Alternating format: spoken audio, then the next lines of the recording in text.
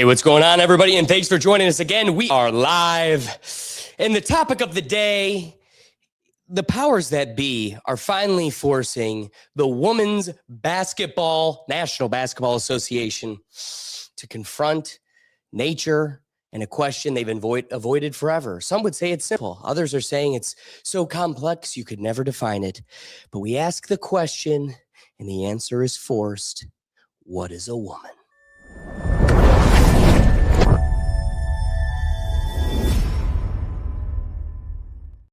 That and a whole lot more on today's episode. But before we get into the WNBA and the slurry of controversies that surround it, I've been waiting for you to come back, Will, because for those that have listened for quite some time, you know that we like to start off our episodes with updates. Yeah, Missy. And I've got one big if we're going to be doing an episode where we're going to be ruffling some feathers and upsetting the powers that be, we might as well start hot. Okay. Because the people that are going to be offended about the WNBA conversation are definitely going to be upset about the conversation that follows this update. And I've been sitting on it for you to finally come back. I'm sure you've been itching. You're dying. You're curious to know what the heck has friend of the show, studio favorite, Betsy DeMoss, Big DeMoss. What is Big DeMoss up to? For those that don't know, Detroit rapper. Who the fuck been helping me? I'm the vision and I'm sweet. I can see it in my raps. I can do it in my sleep. I'm the Pierce to the Bible. I'm the one they want to idol. I'm the heavy set, yay. I'm the fat campaign. I'm the juicy Lil Wayne. I'm the neighborhood Pac. I'm these bitches' favorite caption. Why my shit don't flop. I be making shit happen for the bitches that's laughing. I smack a bitch straight. I smack the hate away. Anybody in my way, on my daddy it's a problem. When you see me carry weight, why you don't say it was a problem? Making hits is not a problem. Losing weight is not a problem. If I went broke today, getting this money ain't no problem, nigga. You know, how do I get sick, Scott? I don't know. It was pretty good. Pretty good. But for those that don't know, Big DeMoss, she's a rapper out of Detroit, and she's the one that sued her Lyft driver because this poor immigrant Lyft driver's like, my car literally cannot sustain you. She sued. There was some sort of settlement, and the guy lost his ability to drive. But she was raising headlines or attention again because there was a clip going viral of her at one of the Detroit clubs getting jiggy with it, getting down in more ways than one. Ooh. Timbo. And her forklift right. You know, but that's rude of you to say, because what you don't realize is it's all eye of the beholder. It's your perspective. When she goes to the gym, she feels skinny. Like my body right now is like my mind don't know that I'm this big. Well, remind my mind it. does not know that I'm this big. So I be feeling like I can do everything. So when I walk in the gym, you are not blind. I feel like I'm fit. Or like if I'm That is not what fit feels like. trying to do Fluffy takes offense to that comment. Pardon my language, but she really does look like Fat Bastard. certain shit, I feel like I can do it. And then I be like, damn, I can't do this. But in my head, I'm like, damn, I can do that. So I'm gonna walk over there. Shit, I be going in the gym in front of all those people, 500 pounds in shorts. Doubt it. No shirt. Well, I have on a sports bra, but you know. You should. But I don't know. All jokes aside, I think she would really benefit from doing like water aerobics. Is that what they're called? Yeah, I mean, that's a start. I think that would really just any movement at all. You going on a podcast and selling the story of going to the gym lands on no one. Well, I think water aerobics would be good on the joints at first. I'm sure like a treadmill would probably be pretty rough at first. Like after any movement makes a drastic difference. The amount you have to eat to stay ahead of this dang thing, like there has to be at least multiple pizzas a day to keep ahead of this. Like I'm telling you, just eating like a normal diet for the day, there's just 3 meals, not exceeding like even I'll say 1,000 calories. I bet cuts her caloric intake in a quarter. Yeah. Which you would drastically see a difference. Yeah. Drastically. Yeah. And you selling us the BS that you're moving in any fashion is fooling nobody for the folks that move, even just the slightest. There's a part of me that feels bad. Like seeing it, Mm. and the delusion of not accepting the reality. Yes. That they're like, I feel bad in a way, but then at the same time, I feel bad for the Lyft driver. That's the biggest one. know. You sued a Lyft driver who had a sense of logic. It'd be one thing if like she was vlogging herself going to the gym and Good. trying to show off the weight loss journey. I can respect that. Sure. No, that's what it's for. But there's no evidence of that other than a conversation. But they get convicted. They get trapped. Yeah. Look at Lizzo. Lizzo kept that charade up for quite a long time. Quite some time. I could go back to 2020, the weekend the pandemic hit. I was in DC and I made the argument on the flagship podcast, not our live show, how she has to be eating, Lizzo has to be eating so much to stay ahead of her weight because she just had started a tour. And it's like, and the dialogue at the time was her backup dancer, I think it was suing her for body shaming. Yeah. And, you know, what's the irony of the, you know, publicly known big celebrity getting on her background dancers for not being able to physically perform as the job requires. And that dialogue sparked the consideration where it's like, Lizzo's going to have a problem when your identity is this and your whole brand is defined by this. And now you are traveling the country, which already limits your ability to just like run through Pizza Hut a few times a day. Like, sorry, we're on the run.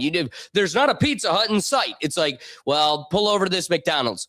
The bus driver's only doing that so many times. So one, your regular routine is limited by the travel schedule, but even more so, you are moving, you are rehearsing, you can't eat while you're performing. So even just like from 6 o'clock to 12 o'clock p.m., 12 o'clock a.m. when you close in the evening, you've already limited yourself while doing exercise. Yes. So the closing window of your evening is going to force you To eat. into a better healthy lifestyle. Right.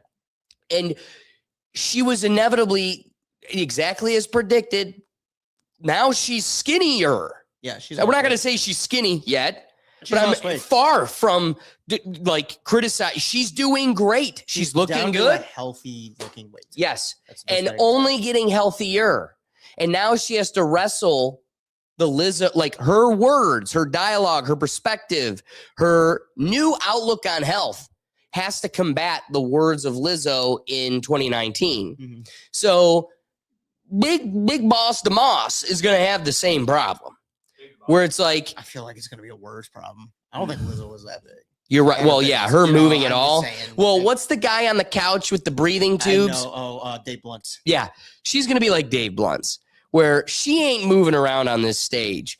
She's going to get some like big, like chaperone pink pony. It'll be like this big giant unicorn she rides on or something. Who knows? It'll be some stage prop. It'll be a rhino. It'd have to be. Probably. It would be like, funny if it's like a water buoy or just something. Yeah. Just something. Make it something Lean into it. Yeah, lean in. Make it ridiculous. Yes. Like, I would appreciate that. Exactly. You're like, they get the bit. They understand the bit. They're detrimental to their health for the bit. I Yes. appreciate that. A whale. Ride out on a whale. Just sit on a Kanye's on the world. You are on a whale. Lean into it. But anyway, that all being said, I don't think she's moving. I think they're going to get her a prop that it's like the big boss DeMoss throne. And she just, I'm from Detroit and I could lose weight if I wanted. That was in the freestyle. If you missed that, her words, not mine. Yeah, why would you put that in the freestyle? Because deep down, we're all like, I don't want them talking about it. I don't want them looking at it. But what you do know is that's all we're looking at and talking about. Doug, pay attention. Even her. She's talking about it too. Oh. Well, so anyway, she was on Nelk Boys today, like literally just this week. And even Drake's a fan. He a fan. Wow, I know you. How are you? Oh. Yeah, you're a rapper. You're from Detroit. Yeah, of course. What's up? How are you? Yeah, how you feeling? You look nice. Where are you from? What? Detroit. Yeah. Awesome. So we're close. in case we fall in love, we're close. She was smart to wear Whichever, black. man. I be on your Instagram. Don't you ever, man? How you know that? Because I know everything. You know me. Yeah. Yeah, that's nice of you to say. That's still a silhouette. One heck of a silhouette. For the folks that just stream the episode and you're just listening to us, use your imagination. That is quite a build. That's a lot of peculiar lumps in places most but don't. Yeah, But that's her truth, baby cakes. that is her truth, and I'm a horrible person for laughing at it. You at least you know. Well, anyway, I've just been sitting on the Big Boss DeMoss club dancing for a while, and I've been eager for you to get back so we could get our updates in. I'm glad she was most recently in something then too. Yeah, right. I mean, hey, she's big stuff. She's famous. She is big stuff. I'm a fan. Why would you do that? I don't know. Like, what do you want me to do? It's called a layup. You can't lay it up like that. I'm trying to be so nice to this woman I don't know.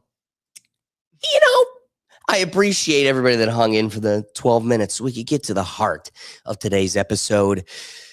The WNBA, the Women's National Basketball Association, being forced to confront a question most, kind of already thought we had covered, but man, in the world of liberal diversity, they've been stuck and trapped in a corner. Before we get into the question of what is a woman, there was controversy that kind of sparked last week off, and it was we're going to go to Jack Mack. I would go through all the clips, but it's in a nice, concise report. Front of the show. We're in front of the show. We're going to click it to Jack Mack, who shows the assault on Sophie Cunningham. Cunningham was assaulted on the basketball court today, and then the woman who assaulted her, DeJounte Carrington, immediately went on Threads and tweeted out white privilege at Indiana Fever. Here's a look at the flagrant 2 that got DeJounte kicked out of the game, which is the most flagrant 2 foul I've ever seen in my life. She wound up. She didn't even go for the ball. She hit Sophie Cunningham in the head. It is the most obvious flagrant 2 in the history of flagrant 2s. All right? And yeah, I forgot to crop out the Grubhub notification. Don't be mean in the comments. Johnny goes, thread, says white privilege. The WNBA is hilarious. It's unbelievable. They give us headlines every single day. Yesterday, not even 24 hours ago, Enes Kanter declared for the WNBA draft. We're going to get to that. And it's already old news. DeJounte was just involved in a situation where she exposed her ex for cheating on her with rookies on the team that her ex was on, Alyssa Smith. It's the funniest league in the world. This league. One of a kind. She assaulted Sophie Cunningham and then went on Threads and said white privilege. In any league, that is a flagrant 2. Well, any league. I've got some thoughts, but first, do you think there's any room for debate here? No, it's a flagrant 2. Right. It's such a flagrant 2. Not to mention, even if we're forced in our biases, which form our perspectives and the lens at which we see things. And so even for the compromise that need to find a way to see this as racism, it is laughable that you can watch someone get rocked across the face and be like, yeah, she was protected. Yeah. She had the benefit of the doubt in a league where the white women are clearly targeted. Yes. I don't know how anybody who is white could give the WNBA any attention until they outwardly address this. Because at a certain point, that is the demographic promulgating their whole revenue. And, we're going to get to all of that. But Caitlin Clark, who is the face of the league, has no spine in that, I get you have to share a locker room with these people, so you got to really toe the line lightly. But at a certain point, as far as protecting a woman's league or watching your teammate get rocked across the face or you constantly getting an unfair balance, the muted on the court screaming at the ref, that's not, oh, come on, that's not a fifth foul. It's okay, that is not the same as when you go to the press conference and you're like, yeah, I mean, I get it. And I leave it to the league and the administration to sort it out. It's like, you're the face of the league. You either hold a position or you don't. And as far as this goes, it is across the board a one-sided, unfair balance to the league. Yeah, I mean, I'm not the biggest WNBA viewer. Oh, man, you seem like quite a viewer. I've maybe watched a period in my life. I don't know why Caitlin Clark at this point hasn't said anything in regards to it.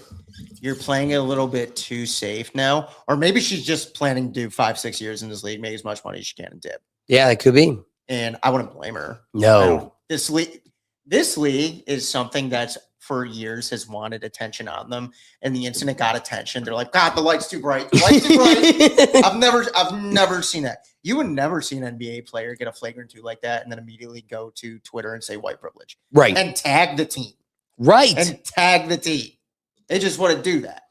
Well, and then when it becomes a protected perspective, right, now it is a reflection of the league. It is definitive of their intentions, their agenda, and how are you supposed to show up the next day? And I don't know. It's not affecting the locker room.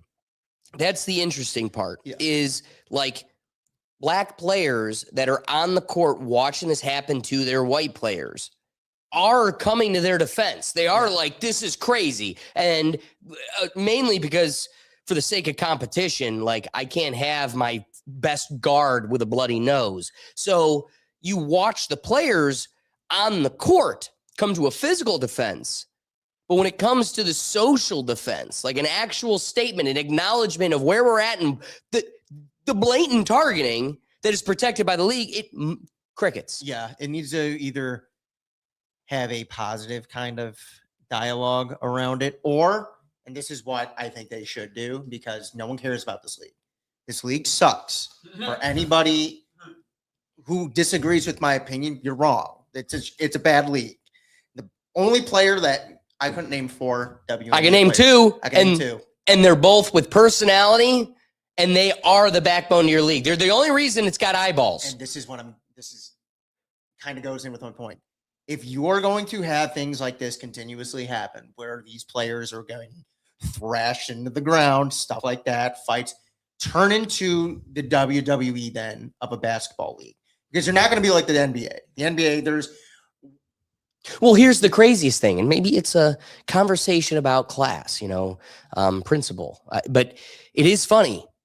It is a very one-sided physical assault. Oh, 100%. There is no retaliation. No. There is most human beings would take it on the chin and then get back on that court and reciprocate. But for all of the targeted players to just keep smiling and pointing and just keep moving on with their day. Like, it goes to show the power of taking the high road. Yes. Because it constantly highlights trash being trash. Yeah. Don't confuse. You cannot meld me with the trash, because I go out of my way to elevate and make clear where the trash class is versus having some sembling of principle. Yeah. And then the higher ups in the WNBA, they have zero idea how to handle this. They have not a clue what to do. Or with it's this, an intentional. or they're letting it go intentionally. Because that's what it feels like to me. Yeah. I mean, all of this is the circus to keep us distracted and controlled, along with all the other leagues. So I wouldn't be surprised if part of the social psyop is letting this shit happen so we have this conversation, so a demographic continues to get frustrated and kicked down. Like the sole controversy of the sole controversy of the NBA is whether the sports betting is kind of getting in the way and kind of teetering the pendulum one way or another. The WNBA's controversies are the most ridiculous. And they're all social. They're all social. It has nothing to do with the state of play. You can look at any of the 4 major professional sports leagues in this country: baseball, basketball, soccer, football. None of the controversies are very social. at this point, especially since 2020. Wait, you put soccer ahead of hockey on the 4? 5. Then let's add hockey then too. Thank you, Doug. But none of them are social enough to where it's kind of pulling away. You'll have sometimes like, oh, some baseball players don't want to wear a pride flag hat. That'll go about as far as it goes. Right. NFL 5-6 years ago, Black Lives Matters. That's now in the past. It's not really now. It's just a state of play. The WNBA, since Caitlin Clark has entered the league, has had nothing but social controversies since its inception, and all that league wanted for years was to be acknowledged by the masses. Here's what I know about the WNBA. Very little. I don't watch it at all. I have conversations with men about the WNBA. I cannot think of a single conversation I've had with a woman about the WNBA. And somehow it's our fault, and every controversy in the women's league is a social topic. I'm not going to act surprised that almost goes hand in hand with one another. But when it comes to the men's league, it is about the game.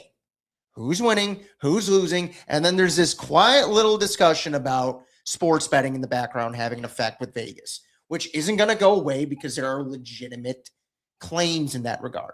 When it comes to WNBA, I couldn't tell you what team's good. I couldn't tell you what team's bad. I can tell you every social conversation happening in that league right now, and it's awful. It's awful. It's just a bunch of garbage. Nailed it. Honestly, I can't even add anything to it. Perfectly said. And the biggest piece to your point is like to parrot the strongest contention you raised, which is you only get to have this conversation with men because it's even more ignored by women. Oh, they don't care. Women don't care about sports, let alone specifically the one that is catered to that. They'd rather watch Love Island.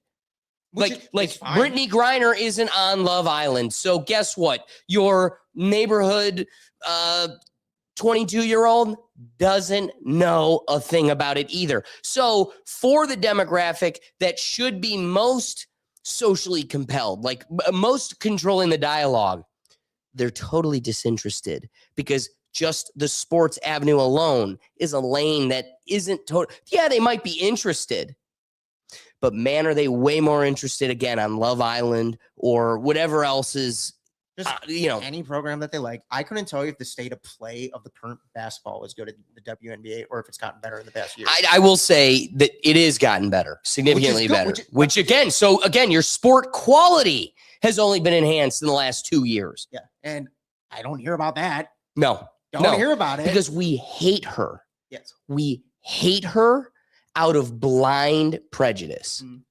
And again, Sophie Cunningham, she is not the Caitlin Clark. No. She is not the Steph Curry of this league. From my understanding, she's a role guard player. Yes. That's it. A very strong role guard player, but that's it. She plays her role and she's strong in her role.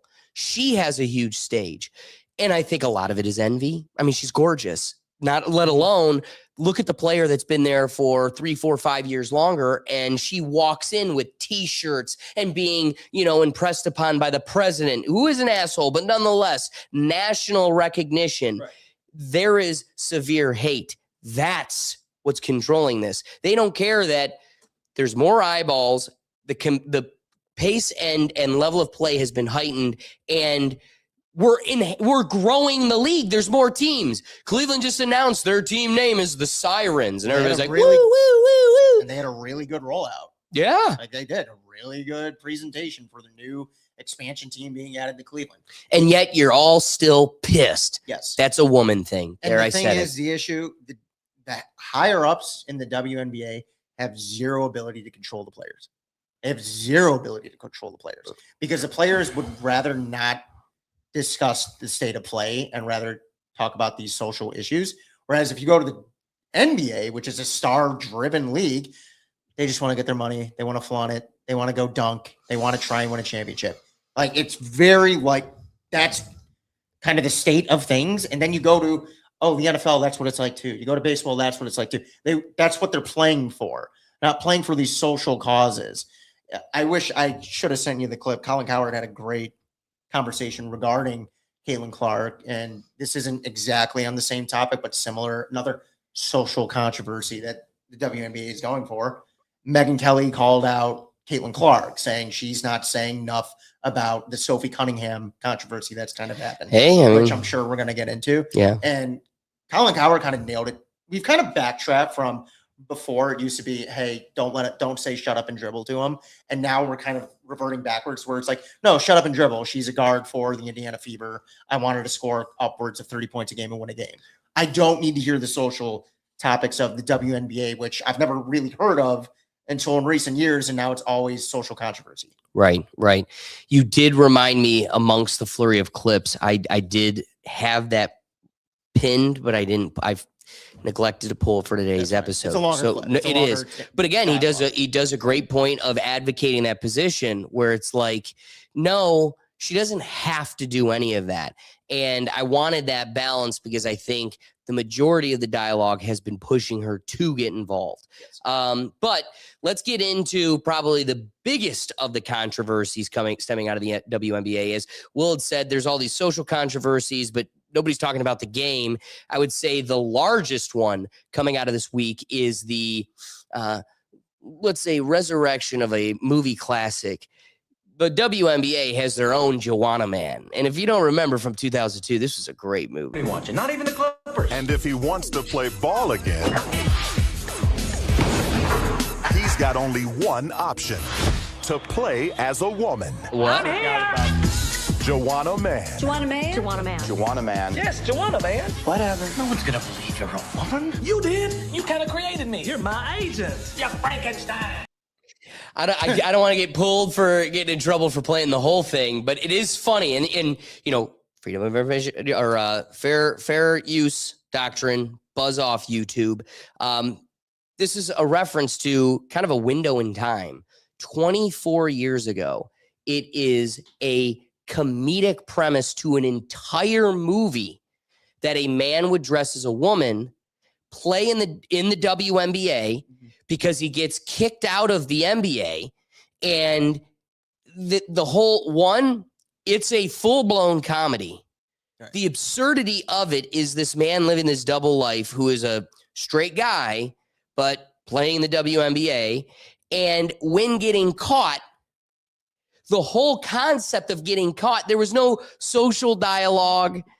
Who knows? I would love to know what the book definition of what a woman was in the WNBA handbook back in 2002 was.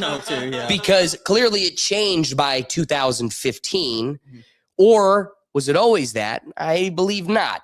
Because you wouldn't have the premise of the show when he gets found out, or movie, when he gets found out, now he's ineligible, he can't play any longer. Well, then clearly the concept then was clear.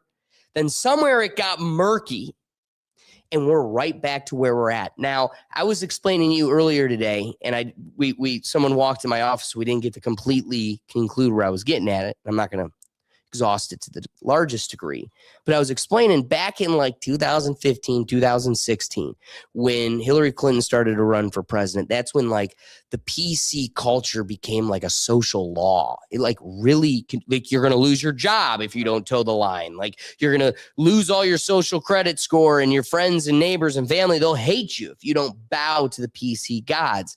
That's the first time it really became controlling. And I say that because at that time, right, 2018, now I start a podcast, and I'm sitting here, I've been saying since the dawn of time, all it takes is somebody to call their bluff. And the reality of this is we're sitting here idle, waiting for somebody to be a true social warrior for good, truth, and justice, call their bluff, and force their hand to acknowledge what a real woman is. You, me, and Doug can't do that.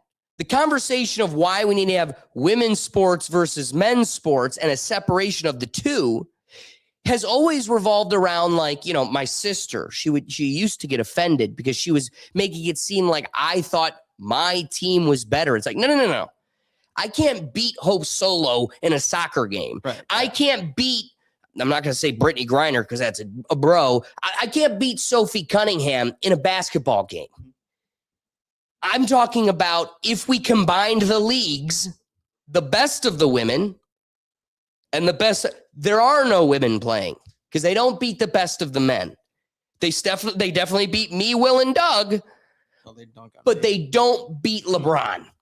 Yeah. So I'm sitting here idle, waiting for that social warrior to call their bluff. Well, it can't just be anybody, right? Like, no matter how compelled Tucker Carlson may get, this is one bluff he'll never get to call. Right. It takes a, honest canter to come in here and go, all right, I've watched for 10 years, this bullshit snowball way too far. It's gotten out of hand, and I'm ready to call your bluff. Today, you define what a woman is. It's official. I just declared for the 2027 WNBA draft in April. Join me in this journey. Join me on this journey. Dennis Cantor Freedom decided he's going to throw his hat into the WNBA. The WNBA does not ban men who identify as women right now from playing in the league. He would dominate the WNBA without batting an eyelash. The number one prospect in the history of the WNBA. So there you go. He officially commits. Then this whole social program only gets worse for them. It continues to snowball. Enter in Royce White, which in my opinion, an even stronger competitor. I mean, holy cow. Well, it's just astounding that the WNBA can't define the W in the name. And I think we're going through a very necessary conversation about who's actually eligible to play in some of these professional sports leagues, I guess on both sides of the gender spectrum. My goal is to help elevate the WNBA. I think the ticket prices and the attendance will soar. I think the audience, the live audience will increase.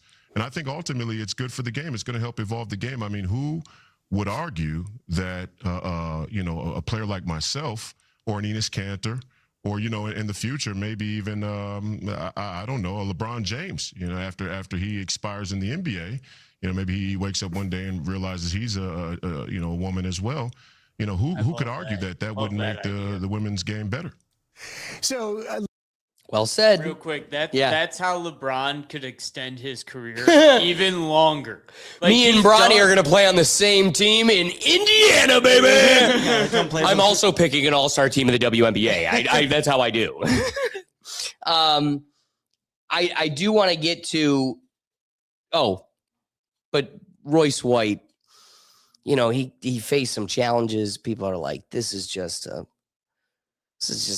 social bluff. This is taking advantage of a compromised community. And I need to remind you. Wait, what? What does that mean? This is a victim. We'll go with that. A victim community, victimized community. And you're just exploiting them. But might I remind you, you are to believe all women. Realized my fear of flying really wasn't a fear of flying. It was the transgender trapped inside of me, caged inside of me, that gave me an aversion to small spaces. I think there are plenty of people out there who have that makes perfect sense. A transgender trapped deep down inside of them, and so they think they're every one of you. claustrophobic. No. Every one of you do. Let's just be. Yeah, they think they're claustrophobic. Cheek smile going. Not really claustrophobic. It's the transgender. Will, do you that's have a trapped. little transgender stuck inside of you? Not for playing basketball, man. Can't fix 5'5". I have a big boss to Moss size transgender stuck inside me. But I do want to get to some of the clips we have stemming from that. We do have to believe all women, of course. However, Sophie Cunningham was like, come on, we need to preserve spaces for women who enjoy sports and high-level competition. And that caused another stir of backlash against her because she's just the white devil. So here's Sophie Cunningham kind of supporting those remarks. I said what I said. I think it's kind of common sense, and I think I'll always believe in that. I think it's really important to protect children, and that's little girls. We're gonna get in trouble for in that music. category, and so I stand on what I said. And I see you, Sophie Cunningham. I see you, Sophie Cunningham. Oh no, why'd we get him in there? You ruined the clip. But as I acknowledged, Caitlin Clark had been taking some shots as well because she just isn't taking a stand on this whole thing. Right. And I actually am going to be able to include the Colin Cowherd position. However, first, I just want to show a press release stemming out of this week that raised some of the criticism against Caitlin Clark, and we'll get your thoughts on it. Jump into the comments, let me know. I think for us, it's not really a discussion we really have in our locker room. I think it's for leagues and the governing bodies to work with their athletes to find solutions, but our focus is on basketball, and that's what we talk about and how we can get wins, and obviously we didn't do that tonight, so we need to find an area to improve in that way. Do you have any, reaction to the? I'm just the most franchise player response you want. We'll go over to the Zoom. Yeah. We'll start with Chloe. No, ultimately, doesn't ruffle feathers. Just I want to focus on basketball. And Will, you raise a good point that you can't live in two camps. Right. You can't say shut up and dribble and then be like, bitch, talk. Come on. You got some thoughts? We want to hear them. But get mad when they don't speak. It is funny if you're going to have, a national debate about a women's national basketball team where the question is, what is a woman? Of course, Matt Walsh has to enter the dialogue, and Matt Walsh's position was Caitlin Clark might be the biggest coward in the history of sports. She refused to say anything about the anti-white racism she has been subjected to since coming into the league. She punts on the trans question, which is the easiest question you could ever be asked. No spine. But with that consideration, I do want to balance it with Colin Cowherd, who kind of comes to Caitlin Clark's defense, kind of as Will was alluding, hey, maybe she doesn't have to take kind of such an egregious position. If you can bear with me for a quick second. I thought I did throw it in here. Let's take your time. There it is. Yes. All right. So here again is Colin Cowherd. What's his show again? The Herd. The Herd. That's right. This is on his podcast, the Herd podcast. Yes. Gosh. There we go. Colin Cowherd. Sophie Cunningham had an opinion about trans athletes last week. And, predictably, that's a hot button topic. Got a lot of pushback. Shouldn't be. By the way, her opinion is one, according to polls, that over 50% of Americans agree with. But be that as it may, Caitlin Clark had no interest diving in when asked about the same topic. Not really a discussion we really have in our locker room. I think it's for leagues and the governing bodies to work with their athletes to find solutions, but our focus is on basketball, and that's what we talk about and how we can get wins, and obviously we didn't do that tonight, so we need to find an area to improve in that way. Do you have any, reaction? Very political answer for you. Yeah, I'm good with that, and I'm good with Sophie. I'm good with both. It's a free country. Megyn Kelly's a very popular provocateur, podcaster, and she called her a coward for not having an opinion. So I don't know exactly what courage looks like. I can't necessarily define it. I've always thought cops, firemen, and military personnel that put their life on the line to protect me and my family, that probably cracks the top 1 or 2. I don't think political opinions crack my top 10.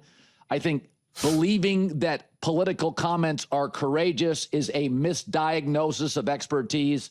Listen, I don't ask my general contractor to fix my cavities, and I don't ask my dentist to tile my bathroom.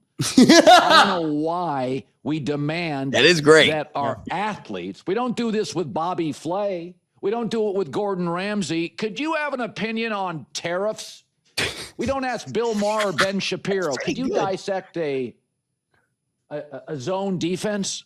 But there's something about athletes. And by the way, if you're an athlete, you can't win.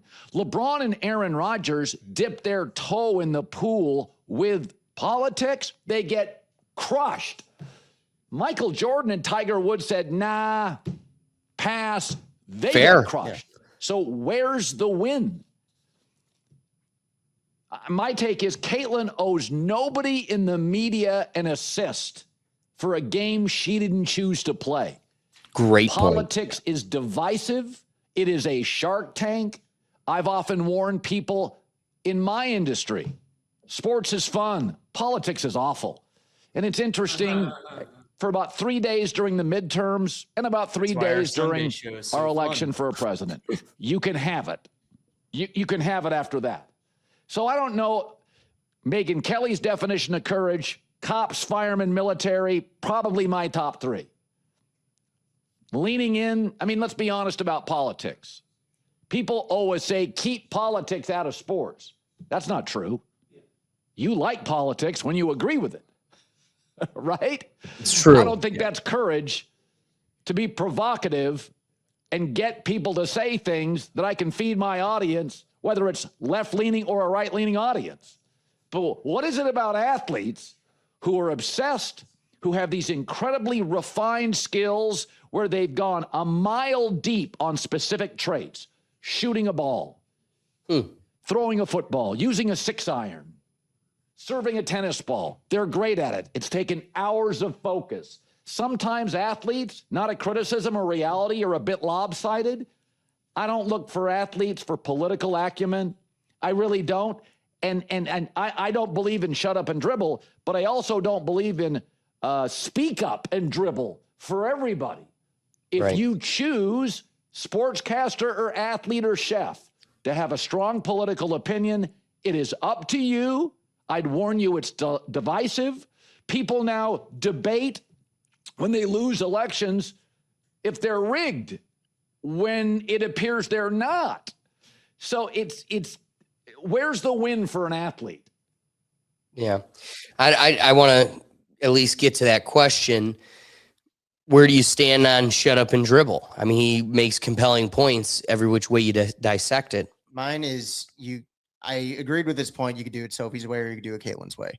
If you're going to pick either one, stick to it. So Caitlin going out there and doing the very professional franchise player, doesn't want to dip her toes in it. She's totally allowed to do that, and I encourage her to do that. If Sophie wants to speak up, she's allowed to speak up. I have issues with the Megyn Kelly and Matt Walsh's, and I'm only bringing those two up because they're just the two that were brought up.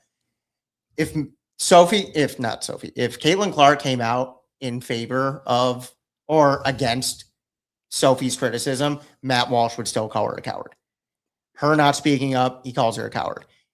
If he spoke in his favor, he'd be like, she's super brave and all that. Yeah. It's one of those, there's only one battle he wanted to hear. He didn't hear Bias affirming. Bias affirming. They just want the bias affirming because they know these athletes reach out to kids. Kids look up to them. It's an easier avenue to kind of dip into.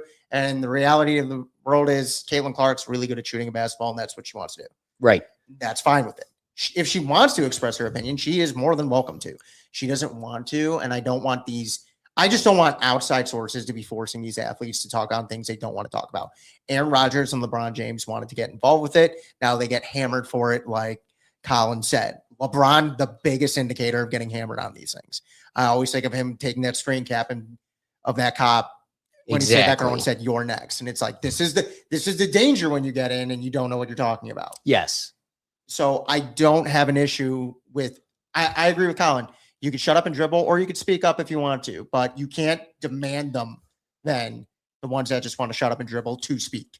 And when you start doing that, you don't lose me on your argument. I just kind of go, okay, you just want to affirm your bias any way you can. Right. Well, and let's be real. Shut up and dribble becomes a piece of the dialogue. And when it happens, full transparency, admitting my concession or, making the appropriate concessions. I get on the bandwagon because LeBron starts doing ignoramus stuff like that, where not only are you getting yourself involved in the arena, but you're uneducated on it.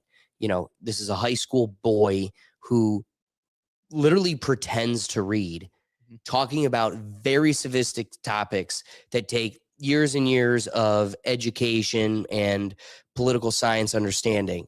And he can just jump in because he has a platform larger than any person could dream of. Just sitting on the toilet, he throws out a few characters, on Twitter to hundreds of millions of people. But his kids at his school can't pass math. Yeah, well, there you go. So again, yes. Do I jump on that bandwagon like shut up and dribble? Initially, yes. But when really, truly pressed on the topic, I do inevitably land where Colin and your position kind of purport, where I think it's a free country. We all have the First Amendment. And so where you are educated on it and confident in your position, ready to battle it in the free marketplace of ideas, then you're welcome to jump in. You know, I don't tell Aaron Rodgers, shut up and throw a ball, where, you know, last 15% of that stuff I think is totally schizophrenic.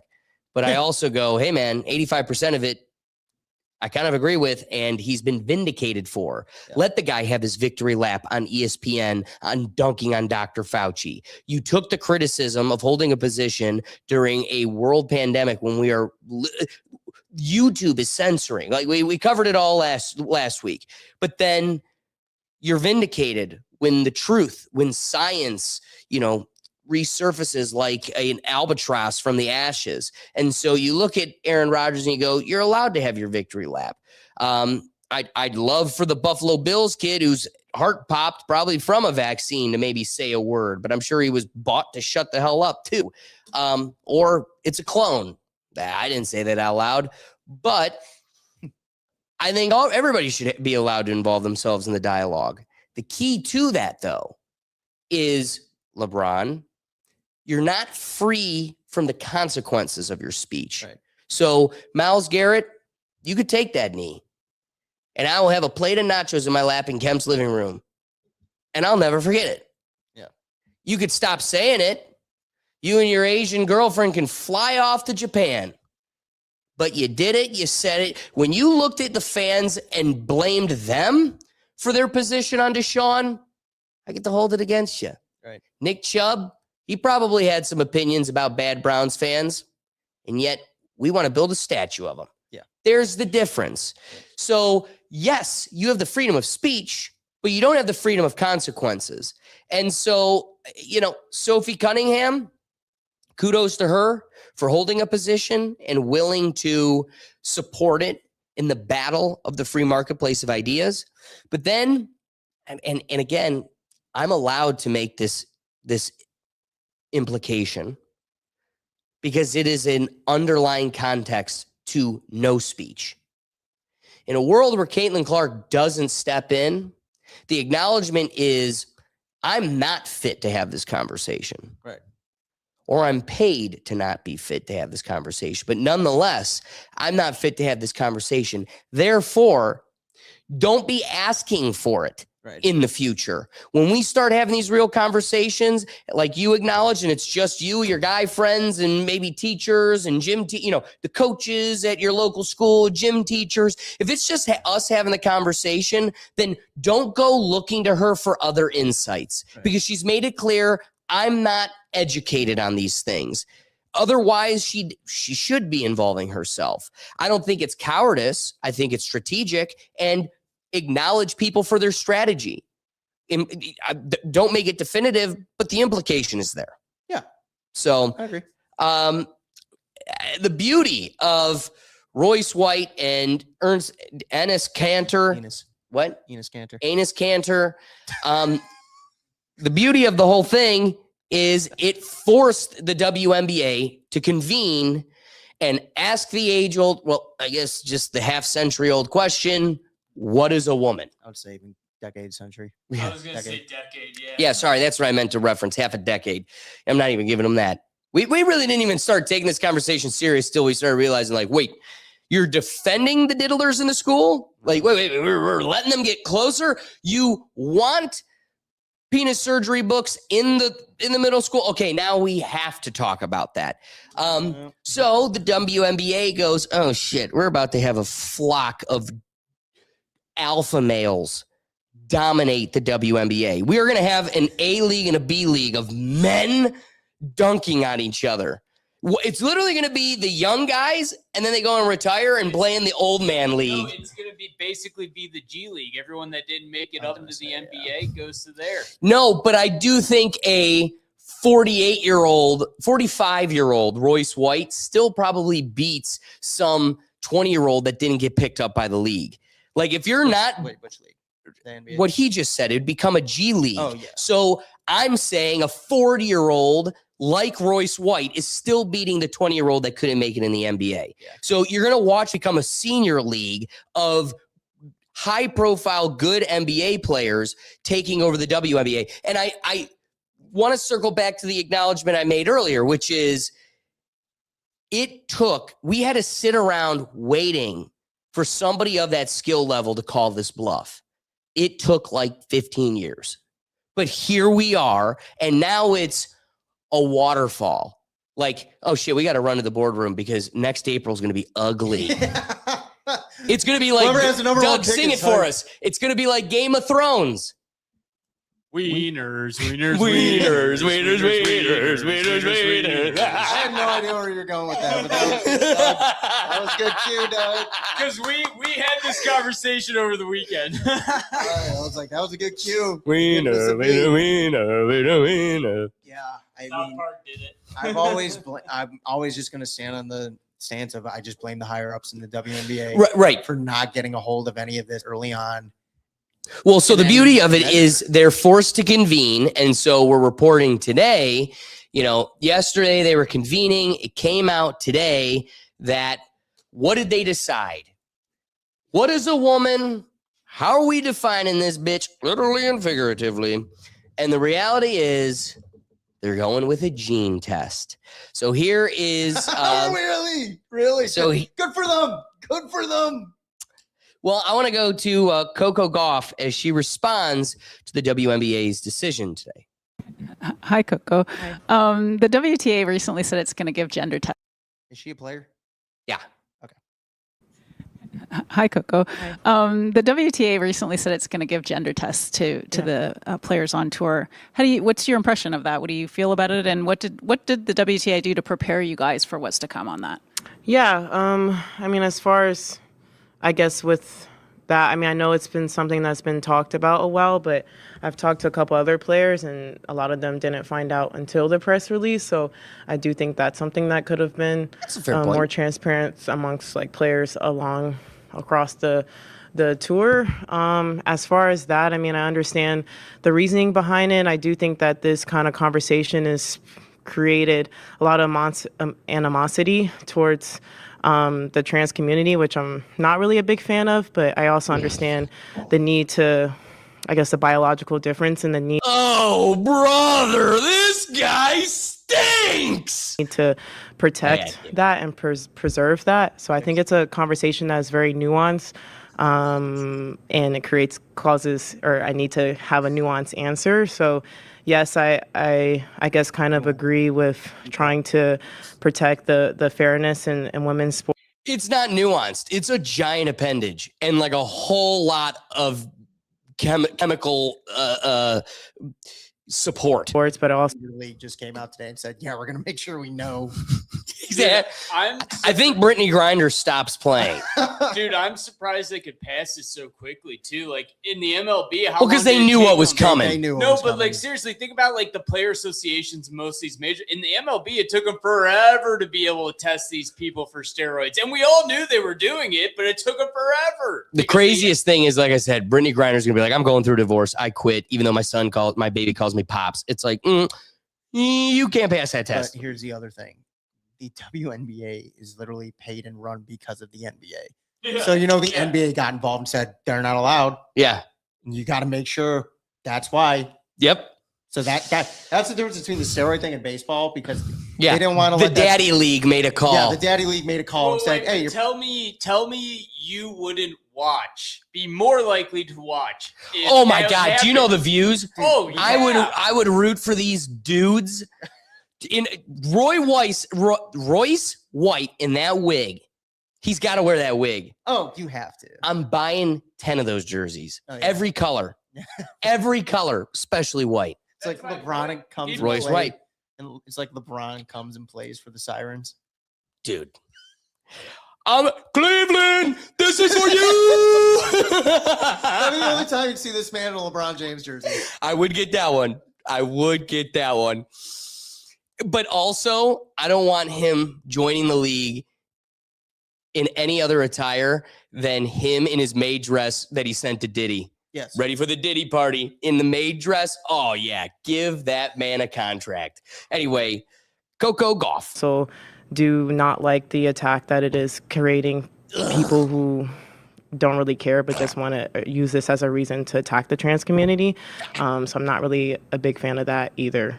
So I don't really know how to answer really. Well, they're attacking your league. This question in a way that people aren't going to spin it. But as far as where I stand, I definitely support the trans community, but I also support the need of creating fairness in sport too. Oh, women need protected spaces. But I don't want to be called a bigot. I'm going to give this answer in a way where I'm like, bitches need to be saved, but I'm not a bigot. This is a very contradictory answer. You know, Dude, what have I said forever? To be a Democrat, you have to live a logical conundrum. You have to have your cake and eat it too. Everything you believe is a logical controversy to the other thing you believe. So she has to go, well, we need to protect women's spaces. However, I'm not a bigot. She basically affirmed Sophie Cunningham's position while just adding that little And Brittany Griner. Yeah. She's like, I think my teammate should be allowed to have a pool party with his shirt off. But also Sophie Cunningham is right for saying we need to have women's spaces. Yes. That is, okay, that's cowardice. I'd rather you have no opinion. You go, you know what? I'm here to just dribble a ball. Yeah. Then I go, you know what? That's what we pay them for. That is what she is paid to do. But for you to go, okay, is 2 + 2 4 or is 2 + 2 5? And if you have to go, well, for the sake of humanity, it's 4 and 5, like Schrodinger's cat. That was good. Dude. That was good. Nobel Peace Prize. I'll give it to you. Give me an award. Oh man, we need one for the studio. Oh, whoa. Just like a little like a prop one. Yeah. Here you go. All right. Because they are just one big God's chosen people prop. We know that. Yeah. We went down that road. But again, back to the initial point. Or what, 2-3 years in the Caitlin Clark being in the league. And this is the biggest conversation of that league. Yes. This is the biggest conversation. And they're beating the hell out of them. Right. No. Great point. What are we doing? Well, I do want to balance, Colin Cowherd makes a strong position, but I want to balance this whole dialogue with some of the other side of the consideration. I got Stephen A. Smith and Dave Portnoy, but they point a lot of their attention more at the coaches. This is not about being anti anything. This is about being pro girls, pro females, pro women, pro ladies. That's what this is about.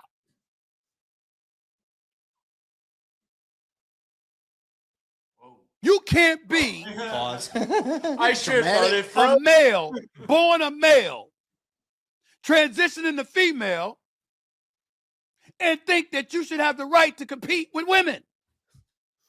Not in basketball, not in football, not in boxing, not in the UFC. Hell, not even in tennis. Yeah. It's an aberration when you find somebody like a Serena Williams serving 120 miles, Give her a 25 test. miles an hour. That's ordinary for Jokic or Jokovic. That's ordinary for Sinner. That's ordinary for Alcaraz. I know. I feel like it's freezing on us. No, that's just Steven. Watch him blink. Right when you think it's frozen, he's just like, That was ordinary for Sampras, Agassi, and all of these guys. this is a future president. We gotta by the way. stop this. Like, he's pretty good. He's got me. We gotta stop acting He like definitely talks somebody before he knows what he's gonna say, and that's what all these pauses A little bit. are. Pretty cohesive. that's Right? speaking up on behalf of girls like a Sophie Cunningham, like a Riley Gaines, are scourges of the earth. You are Cheryl Reeve, the head coach of the Minnesota Lynx. That is an irresponsible thing to do. You are a coach for a female basketball team. Do you not think that the females are being screwed over if they have to compete against a individual born as a male? What are you talking about? Yeah. What are you talking about? You trying to tell me that a college player for the men's at a college program anywhere in the country or an NBA player should transition to being a woman and be allowed to compete in the WNBA? So again, he's talking about a coach that wore a shirt that said Strand's kids belong after, I think it's the same coach that got in trouble for getting in the face of two minor girls at her basketball game who were rooting for Sophie Cunningham and wore Sophie Cunningham's shirt for like XY versus XX, preserve the female league or what, and she tears in cussing at minor girls who, one, are supposed to be the fan base you're making aspire to want to be on your bench one day. But then even more so, that's your audience. Yeah. Like, listen to your audience. I couldn't see it. Because again, it ain't us, like we've been saying. No, it's not. It's really not. I couldn't imagine an NBA coach doing that. Yeah, like no. At a fan like that. For any of it. No. Whether it's racial, sexual, religious, you don't see it. On a collegiate level to a women's college program? Whether it's UConn, South Carolina, Iowa, Tennessee, or wherever else you want to come up with. What the hell are you talking about? It's not true. It is false. AJ DeBonta. All right, that's too many pauses. I mean, he's not getting to the point. I mean, we got it. We got the point. Dave Portnoy has a little bit. He's got a two-parter here, so maybe we'll take a pause in between to discuss them separately. Right. But he does acknowledge the two kind of social topics we brought into it: the racial element, then also the sexual element, or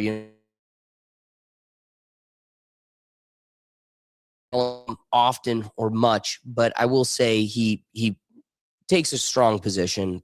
I'll start with DeJounte Carrington, and you say DJ so we don't screw up. She commits the flagrant 2 on Sophie Cunningham, and maybe the story ends there if Carrington doesn't go to the locker room, pick up her phone, and tweet white privilege, which is insane. If you go watch other networks, I'm not going to say it on Fox, but ESPN's filled with absolute morons. Absolutely have a panel of morons sitting there discussing this play and talking about whether it was the right call. These are plays we've seen from DeJounte. She's behind the offensive player coming over the top. So again, she was behind Sophie Cunningham. She wasn't able to get over the top. Had she got over the top and made that play, we wouldn't have been talking about it. And they don't even mention the fact that she said white privilege. That is the story. The story isn't that she got kicked out. It's that she tweeted out white privilege as though because Sophie Cunningham is white, somehow that's why she got kicked out. They go on to defend her, the story, the narrative that she's not a dirty player. She makes plays like this. Definition of a psyop. All the time. I put together a little clip of DJ Carrington, who is definitely one of the dirtiest players in the WNBA. I don't know if we can roll it, but she's taken her long fingernails. She's scratched Caitlin Clark's eyes out. She's had multiple instances of chasing people down from behind, trying the same SWAT and smashing them in the head and causing mini fights. She pulled another girl's hair. That just looks like privilege. In a second, when she's falling, totally dirty play. This is not a skin color thing. She has a history of making dirty plays, and it's fine. The NBA, you can be a rough and tumble league. Now, where this thing gets absolutely bananas is when you start. Well, come on, don't say bananas now. Where's the story get bananas? You're supposed to tuck the banana. To a race and culture war, and the people talking about it are not mentioning 99% of the time that she went back and tweeted white privilege. White privilege how? You made a dirty play. Sophie Cunningham, everyone's putting up clips of her like tackling a player on a drive, defending Caitlin, you say. Well, she got kicked out of the game for that too and didn't say anything after. When you have commentators like Cheryl Reeves, who I like, L. Duncan, I'm putting some of the names down, who are like, conservatives are trying, an outside force trying to hijack the WNBA and trying to make everything about race and trying to make it a culture war. No, it's you.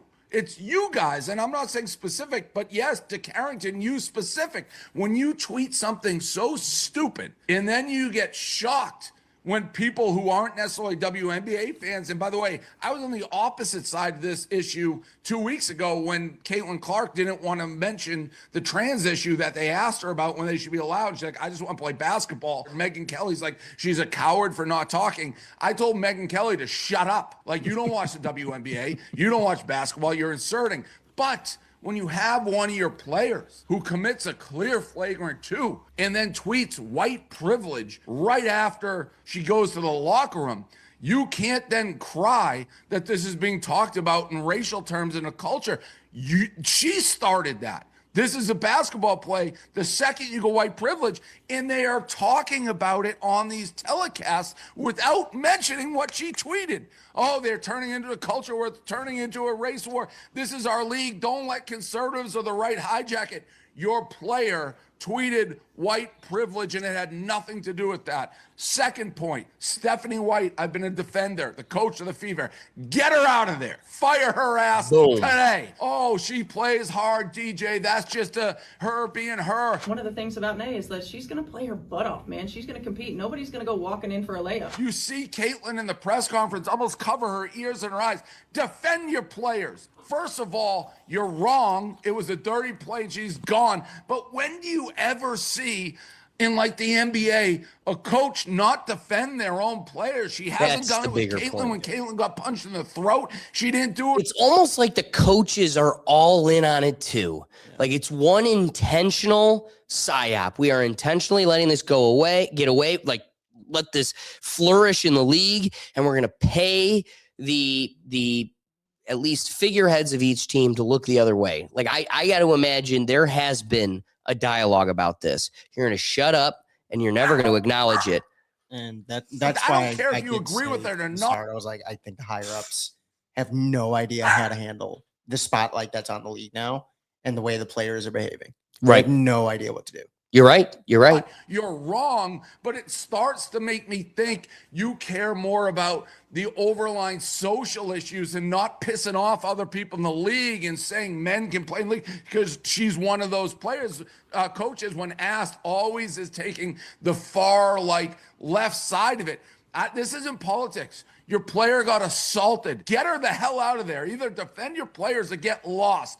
Also, white privilege in the WNBA is the dumbest thing I've ever heard in the world. This is a league that is fiercely minority, whether it's trans, blacks, the gay community. To be a straight white person and think you're getting special treatment in the WNBA is insane. If anything, it's the other way. Now, does all this make me want to tune in and root for the Fever more? Sure. But I just hate the hypocrisy. You can't cry about the league becoming political and being taken over when you get a flagrant 2, that's clearly a flagrant 2, and you tweet white privilege from your phone 3 seconds after it happened. That's why this story blew up. And I'm getting tweets from players and saying this is insane. Literally, it's a flagrant 2. She tweeted white privilege. Anybody with a brain knows that's insane. So if you aren't going to call that out, do not come crying to me when it's true. People who don't care about the WNBA or the basketball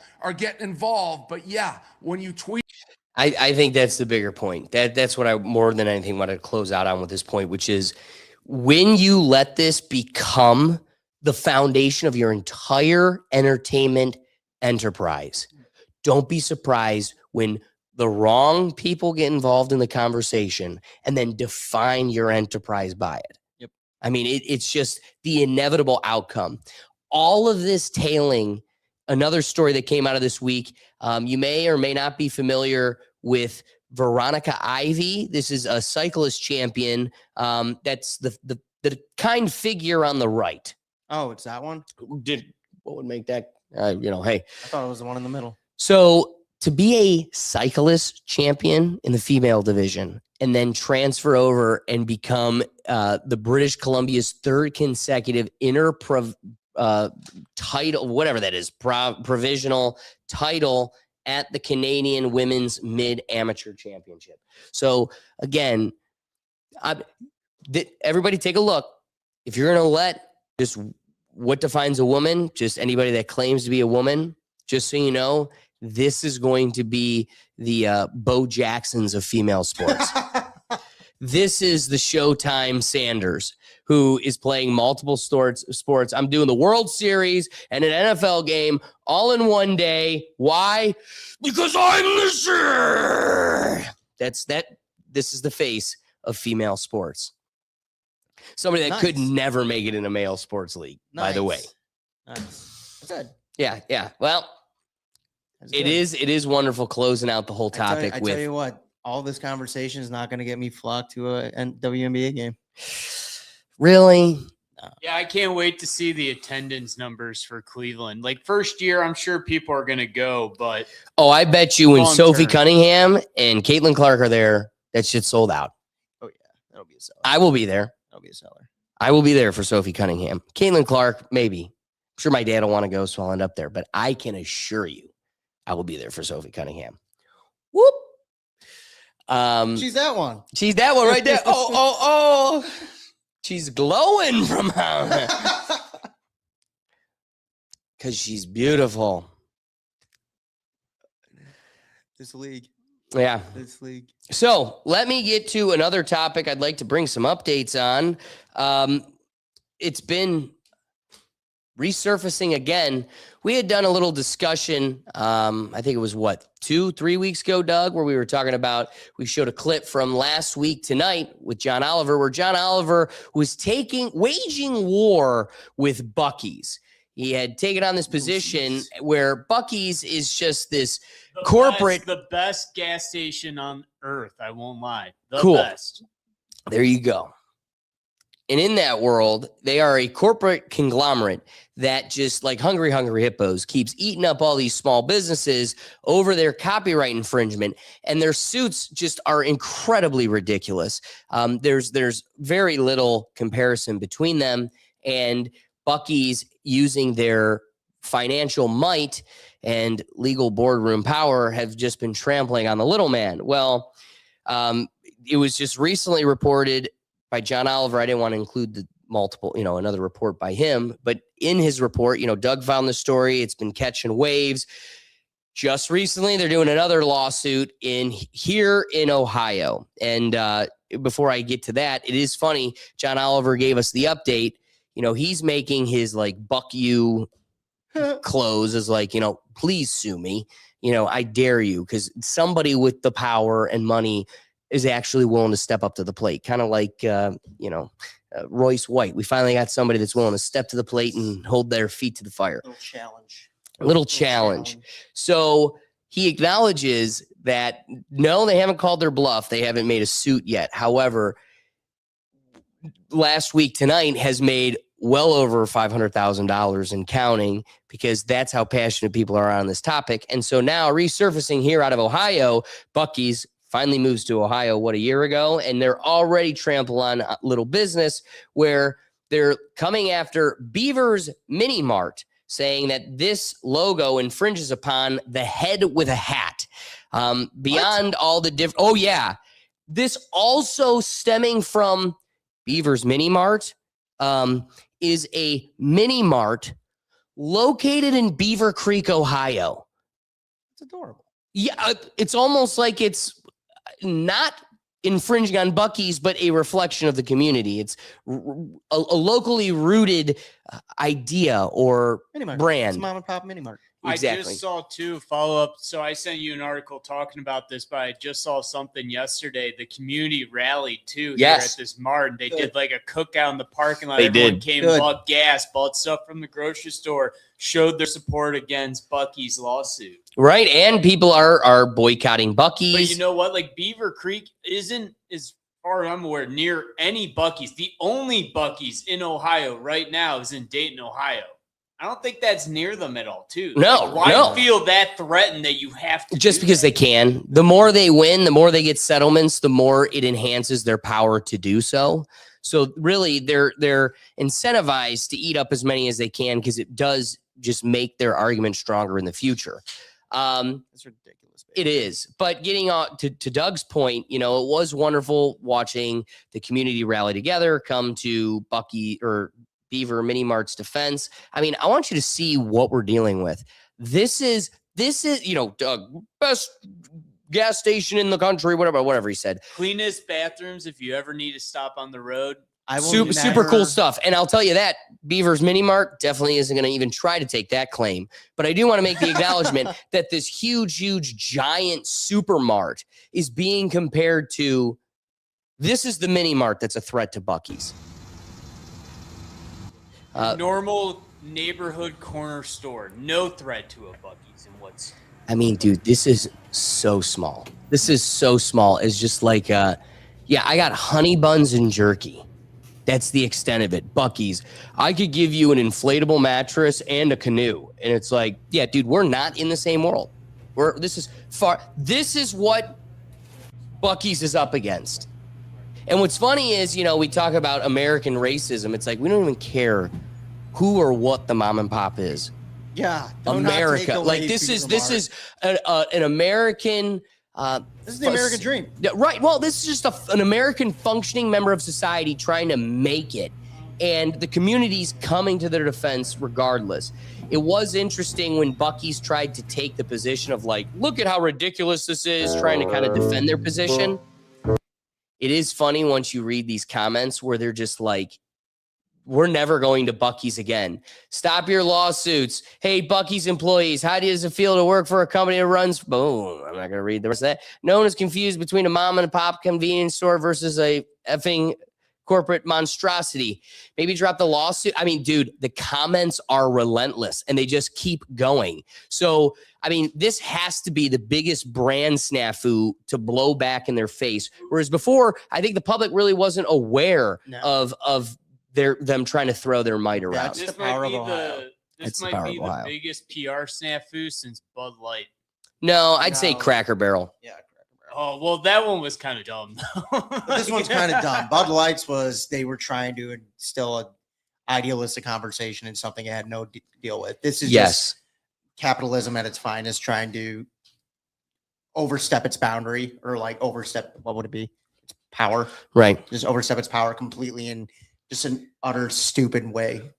Exactly. So I think they're going to be humbled a little bit in this situation. I do want to get to the president of the Lollipop Guild, Governor DeWine, because he had some thoughts on this whole thing. I'm Buc-ee's.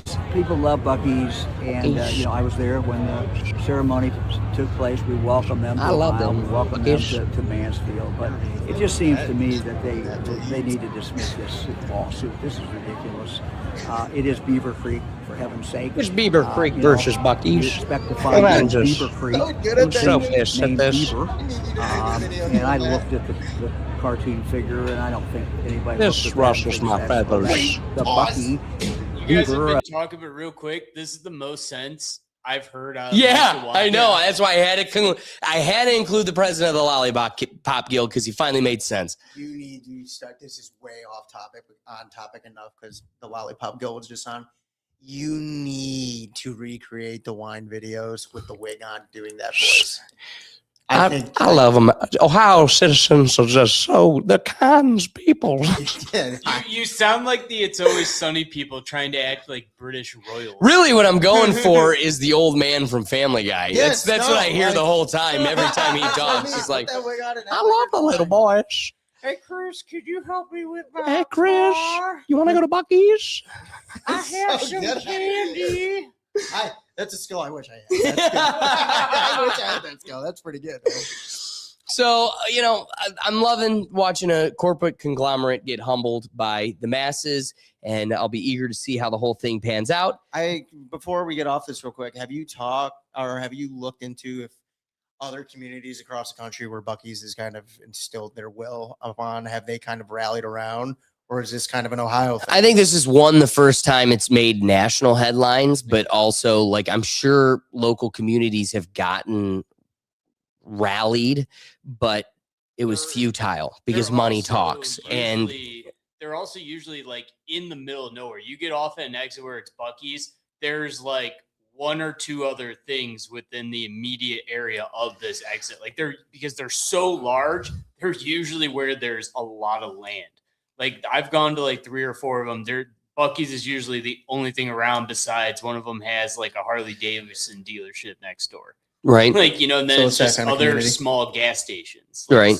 You know, so like usually they're not even around anything. And again, this Beaver Creek is nowhere near the Dayton, Ohio Buc-ee's. Like, this is the dumbest thing ever. Like, they're not threatened in any way, even like proximity wise. Like, I'd get if it was right next door. That'd be a whole somewhat different conversation. It's still dumb, but that'd be somewhat different. This isn't even near each other. Well, and that's the Missy was getting antsy. Well, and that is the, I guess, downside to what we're dealing with. You know, they get away with it because they're in the middle of nowhere, and most of the places, people in the middle of nowhere are like, dude, we've got a Waffle House and a dollar store. That is what we get to shop in. So, yeah, I'll happily take this. That's actually by one of the Buc-ee's is a Waffle House. Oh, you know, you nailed it. You nailed it. Who would have thought? So, before we get entrenched in the politics of the day, the weather's been crazy. It's definitely been crazy here in Ohio, but it's just been a hellish week for everybody. And I just wanted to kind of touch upon the earthquakes that were taking place in Colombia, because some of the clips coming out of this was crazy. So, sorry for, literally Colombia, the whole infrastructure got wrecked by an extremely severe earthquake. And, there's tons and tons of videos coming out of the event like this. For the folks listening, what we're seeing right now is like a stadium or, sophisticated architectural office building just being torn apart, the walls falling off, watching buses now shake like a giant's just tipping them over. Here's a church, the whole face breaks off. Like, this is a basilica that's been around for like thousands of years, and the steeple breaks.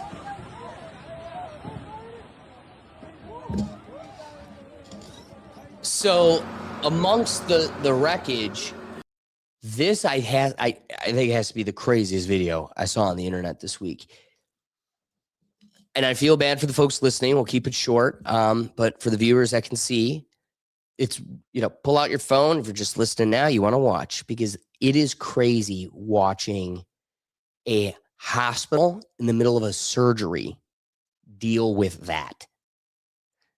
So here are doctors and or surgeons and assistants scrambling to hold. Real quick, just let's get through the clip.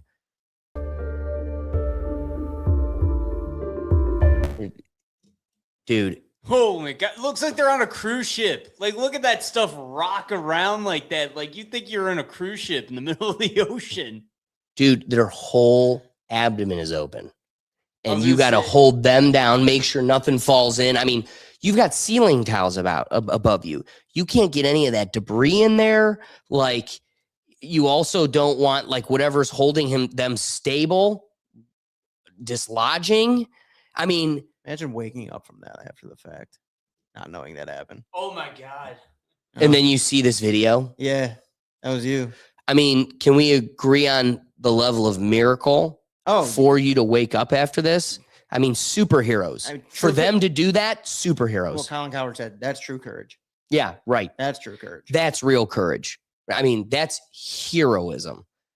Throw your butt. I mean, an earthquake's happening. Most people get under a table, so things don't lodge themselves in your back or knock you out. You throw your body on top of the cadaver. I mean, that, again, real heroes. Cadaver. I don't think it's a cadaver yet, big guy. Not exactly. Could have been. Cadaver is a dead body. Okay. That's why surgical practice. That's why they're called cadaver dogs. They what? stand for dead bodies. Oh. Cadaver is dead. Gotcha. All right. Wrong word. Don't want to associate that. Well, I mean, if they didn't get on top of him, maybe it might have been. Might have been. Yeah. Well, actually, to be fair, we also don't know the results of that surgery. Right. So. Oh, yeah. Trust me. That's why there's a lot of ifs. I like to think it went perfectly well. I'd honestly like to think it did with all their hard work there and effort during that. I'd like to think it happened okay, but you don't know because what if what they needed wrecked, you know? So that's the crazy weather occurring in Colombia. Now I want to click over to something that occurred wild on Monday here in Columbus, Ohio. This is a car driving on the street, getting blown over like a piece of paper by wind. So it's tough to see, a lot of fog, a lot of rain, but you'll watch this car get blown like it's nothing, dude. From the wind. And why just that car? Yeah, you do want to know the side aerodynamics of like, what car was that? Yeah, I don't want to buy that car. I will not buy that car. Because the other cars do kind of make it all right. Well, everybody's going slow. Yeah, there's 2 lanes of traffic here, and you're telling me that's the only car all day that flipped over in this? And flipped right over, is it? That's crazy that the wind can even do that. Dude, it was some crazy storms. My place was rocking with some of the thunder and wind. Oh, yeah. Missy was a doozy. Oh, poor Missy. Didn't have any. I bet she absolutely hated it. Yeah, she wasn't thrilled. So now let's get into, our modern sitcom, right? Let's have a conversation about the world of living with these flock cameras and data centers. Oh, what the fuck? I'm telling you, the chemicals in the tap water, they're turning the data centers gay. The data centers? So what, the servers are doing show tunes now? The algorithms are fabulous, Jerry. Complete reorientation. It's pretty good. I love this. I could, honest to God, believe that was a Seinfeld scene if it was. Oh, yeah, it's a 2026 Seinfeld. No doubt. We're bringing it back into the modern century thanks to AI. But before we get into totally talking about flock cameras, surrounding that conversation is the infrastructure that brings it, which is the data centers and all of these giant fields and technological systems that are being rolled out across the country. And locally, the local assay to us here in Ohio is, red or blue, we're cooks, but acknowledging both sides of the dagger. Vivek Ramaswamy was made quite a fool last week. Good. He was here in Ohio, and the libertarians of Ohio screamed him off the stage. Good. Well, here's when will these asshole politicians realize the internet is forever, and we will literally be able to fact check you 100% of the time. So here's Vivek thinking, well, I can just be on the campaign trail and say one thing, as if me saying the exact opposite for the last year won't catch up to me. Yes. He thinks he's Donald Trump. Never once come out and said, hey, I am pro data center. I've never once come out and said, hey, I am pro data center expansion. I have a free for all and have at it. Absolutely not. Never said it. We have an AI data center boom in the state of Ohio, which is great. I'm all for it. I'm strongly in favor of it. We've got AI data centers moving to our state. That's a good thing. It's a good thing, I promise. And in our own state here, we've got an AI data center boom, which is great. That's coming. A demand surge with AI data centers moving to our state. That part's good. We now have a boom of AI data centers moving into our state. That's a good thing. There are AI data centers, and that's a good thing, coming to our state. We have an AI data center boom of all kinds of manufacturing and AI data centers that are being constructed across our state. That's an opportunity. It's a good thing. But again, I've never once come out and said, hey, I am pro data center expansion. I have a free for all and have at it. I've never said that. So continuing that dialogue, I mean, the real one here. Oh, first off, though, I really can't say it the way I'd like to. So there was a gentleman at one of these council meetings for his local flock discussion. And I just kind of want to let this gentleman's remarks kind of reflect my remarks to Vivek. As long as I don't curse him out, and as long as I don't threaten him, I can say what I want. Right? Am I correct? Yes, sir. We sick and tired of that nigga there. He's sending out me. But we might be. I agree with him. Retweet. I don't know who he's pointing at, but I agree. Yeah, Vivek. Oh, was he? No, you missed my whole prelude. Then obviously, okay. But continuing with it, here's Thomas Massey kind of making some remarks about the flock cameras to kick off this conversation. How many fans of flock cameras do we have in here? What? I heard a few boos. I didn't hear any claps. The government, yeah, we could all be safer if we all wore body cameras and head cameras and we had them in our living rooms and our bedrooms and on the street corners. It might make us safer, but in another way, it's going to make us less safe. And we cannot be trading our freedom of movement, our freedom of privacy for a little false promise of security. And these flock cameras have already been abused, just like the FISA program has been abused by the FBI. I mean, the FBI goes in there and looks up people on Tinder, some of these FBI agents, or looks up girlfriends that they've had to see if they're in the files. Well, you get the same thing going on with flock cameras. We don't elect angels to Congress. I guess you already knew that. But neither are the people who run these systems. And so we're far better off having our privacy. And so I'm going to introduce a bill that says that we're not going to give any federal money in order for it to be constitutional. I don't think I have the ability to ban flock cameras in any given city, but I sure do have the ability to say we're not going to give you money for the flock cameras. And is that asking too much? We'll basically, as they say, follow the money. If you get grants for your police department or your almost like he's using the power of the purse, the power they have to enforce safety or follow the money, protection of your citizens, we are not giving you that money to buy flock cameras or if you use flock cameras. Why is this a rare position we see in our representatives? Now, let's see kind of, it's been a while since we talked about the flock cameras. In that time, their practice has been able to give us a lot of evidence and material to discuss and theorize around. None of them good. So what has come of the flock cameras as of recent? Has there been some severe decrease in crime in your neighborhoods?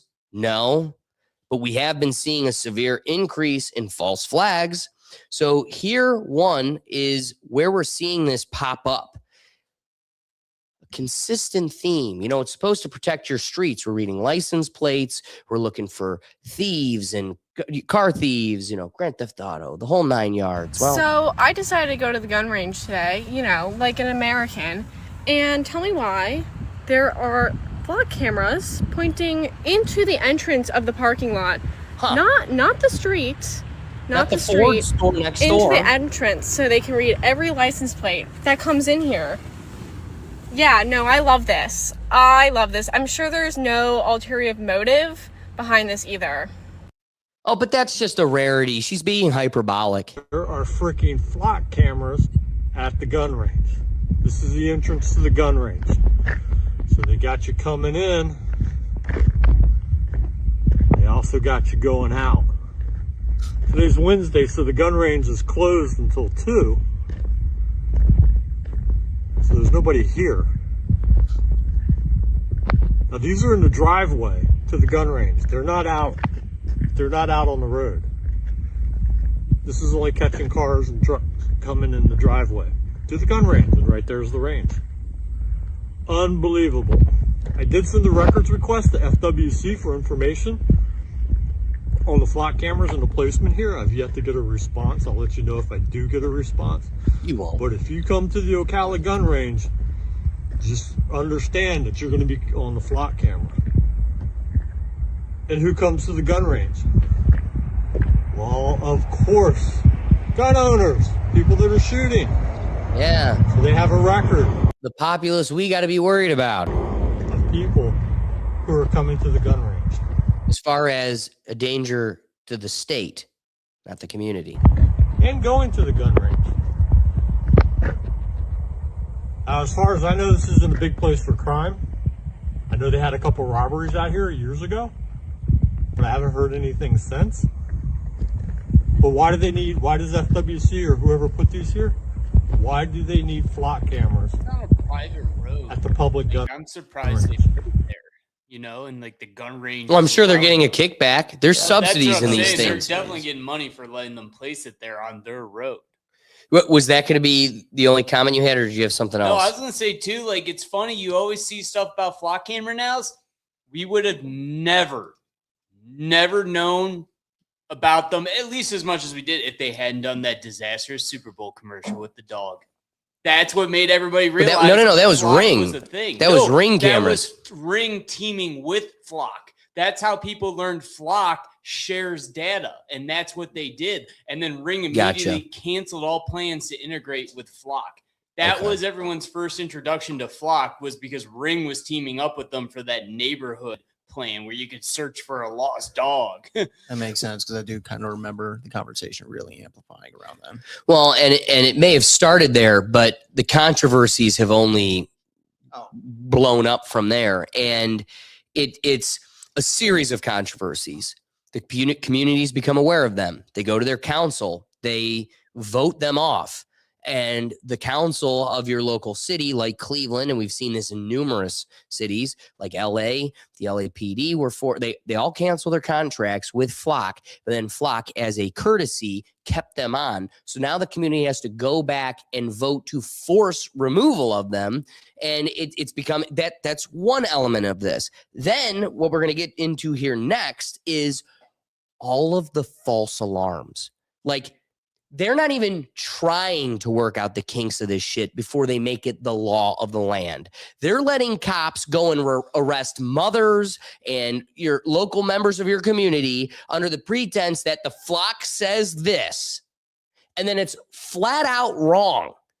And who's there to pick up the pieces? Well, it's a technology. It's not us. It's not the PD. It's not, the judge that signed the warrant. We're just operating and relying upon the information that the computer gave us.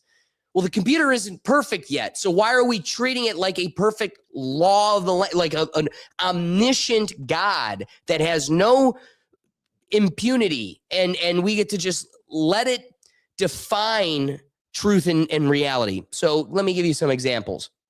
Also stemming out of the last couple of weeks, here are some of the false flags that we had to deal with. This one's 5 minutes long. We might skip through it. We may not watch the whole thing. But imagine you're a father who just gets pulled over, and not only are you, but also your infant being held at gunpoint instead of your license plate being 55XP, it's 55XA. And, the flock camera just happened to read it wrong. Hey, driver. Hey, put your hands up and walk back to me.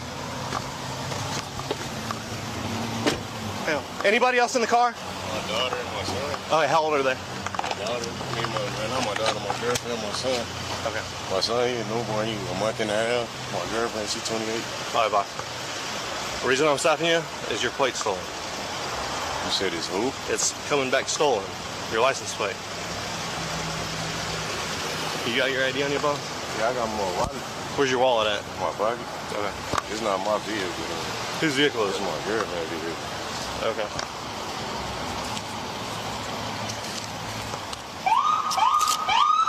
Hey, well, just come on back here for me.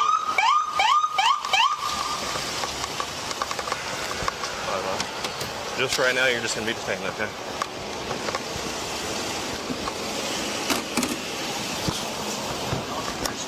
More people in the car.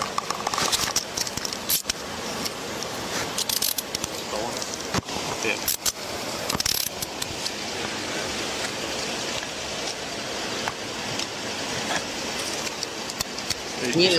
Got a guy in cuffs, gun drawn, by the way. You're just detained until we figure everything out, okay? You're just detained and, assumed to be guilty until we figure this shit out. This lighter? Yeah, this is the lighter. Just have a seat. Oh, baby. 214, stand by. Just skipping through a little bit here. That's the case, he's just going to confirm.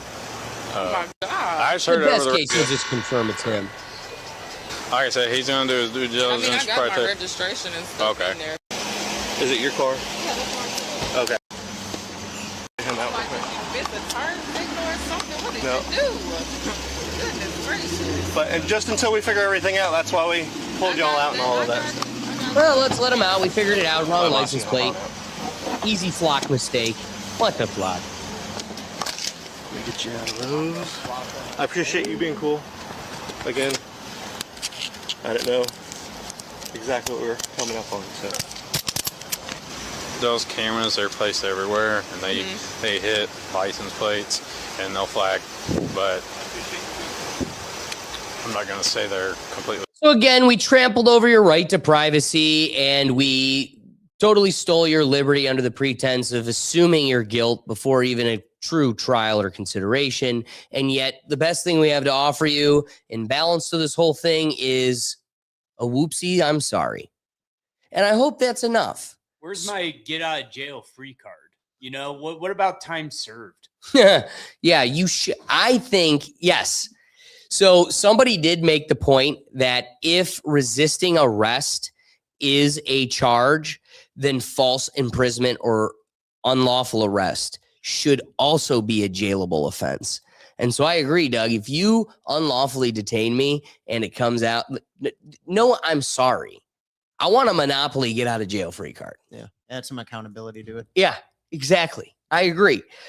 So, you know, now you have to answer for whatever crime I commit and use your get out of jail free card. Right. You know, it's like, oh, I committed a more serious crime. Well, you did detain me wrongfully. Jeez, Doug, I mean. Yeah, but I also have missed that traffic stop. Exactly. Well, let's keep it rolling. Ed Kill tells me that he understands what he did was illegal when he decided to back his work truck into this pole, which had a block safety camera on it. Despite being arrested and still not having his work truck back, he says he doesn't regret his decision. Oh, no. Move out here because we want quiet. We don't want to cause any trouble. I don't. Now I'm under surveillance. Kill says he was heading to lunch when he spotted the camera at Superstition Boulevard and Goldfield Road in Apache Junction. He says he pulled up in his work truck and used it to bend the camera toward the sky, protesting what he calls an invasion of privacy. I kept backing up and I saw it bend back. I saw it looking at the sky and I said, that's good enough. The camera has since been removed. Kill says he did not damage the camera itself, but fears he could now be charged for the fact that it's no longer operable. I'm being punished. So is my business. And you know what? It's worth it. The only thing necessary for evil to be done is for good men to do nothing. Boom. Someone tell me what this guy's business is, because I want to support it. Right? Well, it's funny you say that, Doug, because they could try all they want, but the power of the masses are behind these folks, these vigilantes. And here's another example of a vigilante in this type of scenario. But oddly enough, Doug, similar to your point, the whole world, if not at least the local community, went out of their way to come liberate this man. Old story tonight where it appears nearly 20,000 people have vouched for the whereabouts of a man accused of destroying flock cameras in West Virginia. Thousands of people have publicly said they were with or saw 20-year-old Wesley Jackson during the time he was accused of the crime, with comments such as, couldn't be him, he was helping me replace the roof on a homeless shelter, and I saw him serving at a soup kitchen at the time of the incident. He is not guilty to the crimes against him. I have a legal question here for you. Yeah. If all this comes out, how can they actually then prove he was there? Even if they have video that they say is him, if that many people are saying they were with him, can they honestly say beyond a doubt that they know it's him? Here's how he really, well, if it's a bench trial, he's losing, right? Yeah, because the video evidence is going to precede even though it's a litany of personal testimony, it's going to take, it's going to hold higher weight in their evidentiary evaluation. However, I gotta believe the future of this thing. I mean, I'd want to ask the legal experts, those in my orbit and those even that are not. I'd love to hear from the legal experts, but I do believe those people are too close to the situation and are blinded by catching a paycheck and letting the wheels continue to turn. However, I think most, let's say, libertarian-esque legal minds, I'd like to believe that if the masses all volley or lobby for a jury trial versus a bench trial, the prosecutor could have them dead nuts, and 12 peers are like, fuck that shit. No, they don't even need 12. Even if just one person, doesn't believe. Fair. Great point, Doug. One person's like, I'm hanging the shit out of this jury. We are all either walking out of here Batman vigilantes, or the jury or the trial's over and they're restarting, because I'm never wavering. He changes his story about him every time. I think, somebody needs to get a hold of these two guys and tell them, whatever you do, hold out for a jury no matter what. Yeah, dude, that first guy, you talk about the definition of standing on business. Oh, I did it. Yeah. And my business is getting a hit. He pled guilty, but I love it. And still should ask for the jury trial. Yeah, I'm guilty. I want a jury trial. Put that on the record. From the deposition showed you literally said to the judge, I done did it. Damn straight. Jury member number 3. What do you think of that? Get him. So you got vigilantes. I would want those filmed. I want those for the public record to see. Oh, yeah. So you got vigilantes, you've got false alarms. It's really snowballing into quite a chaotic scene. Then on top of it, it's the normalization. The Pentagon has billions of dollars invested into social manipulation in cinema and film and television. And it is interesting, Doug's a movie loser, so he gets to refrain from movie dialogue. You are a cinephile. You're totally entrenched. Most of the world has dove headfirst into Spider-Man and have nothing but incredible things to say about it. I'm dying to see it. And so I'll be curious to see your thoughts, having already seen it. It is interesting that there is this socialization and, it promulgates these justice and social benefit of using flock cameras. I don't know if people just missed it or they're just not talking about it, but Spider-Man was pro-surveillance in Spider-Man Brand New Day. Like, there was a whole scene where he was talking to Detective DeWolf, and she was like, how are you going to find Jean Grey? She could be anywhere. And he's like, oh, don't worry, I have cameras all over the city running facial recognition. This motherfucker just described flock cameras. And it wasn't even like a Dark Knight situation where he immediately faced pushback and later faced repercussions, because Detective DeWolf basically threw her hands up and was like, oh, I didn't hear anything. And then later on in the movie, it's never brought up again. And so it really just made me wonder why they just had to put this inconsequential pro-surveillance scene in one of the biggest movies of 2026 during a time when nobody wants to be surveilled. Until I remembered that Disney actually already uses facial recognition technology at their resorts and parks, so they have an incentive to normalize the use of this technology. The same way that they have an incentive to normalize the use of AI. Like, before this movie came out, I remember people were upset that Spider-Man was going to have an AI assistant, and now that the movie's come out, I kind of have to agree. What was the point? It wasn't to show that he is just smart, because they did that in other ways in this movie. Like when he was talking to Ned about his web shooters and how complicated it was to make that, plus the fluid. Now, I don't say any of this to discourage anyone from liking this movie or shame anyone for liking this movie. I still give it a 9 out of 10. I really enjoyed this movie. But when you are a fan of something, I do believe that you have the responsibility to critique it, and a couple of things in this movie just reminded me that this is a corporate product, unfortunately. Thoughts? I love it when people always start with, I think I'm too woke for this, because it's like, nothing he said is wrong. It's a Spider-Man movie. Why is he using fish? He's Spider-Man. He's not the U.S. government.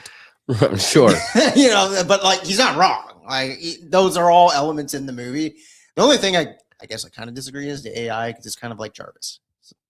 Tony Stark's Jarvis. Well, dude, like, my main thing is he's even more removed at this point in the series. I haven't seen this new movie, but he's more removed from being the man, the government, now more than ever. Like when he was with Tony Stark, right? Which and all is his the normalization of this tech that, like, Yeah. even the regular man, like, look at the benefit. This is a huge tech. Like, again, he references Batman, not the government, but also very much normalizing and promulgating the social value and need for a tool like this.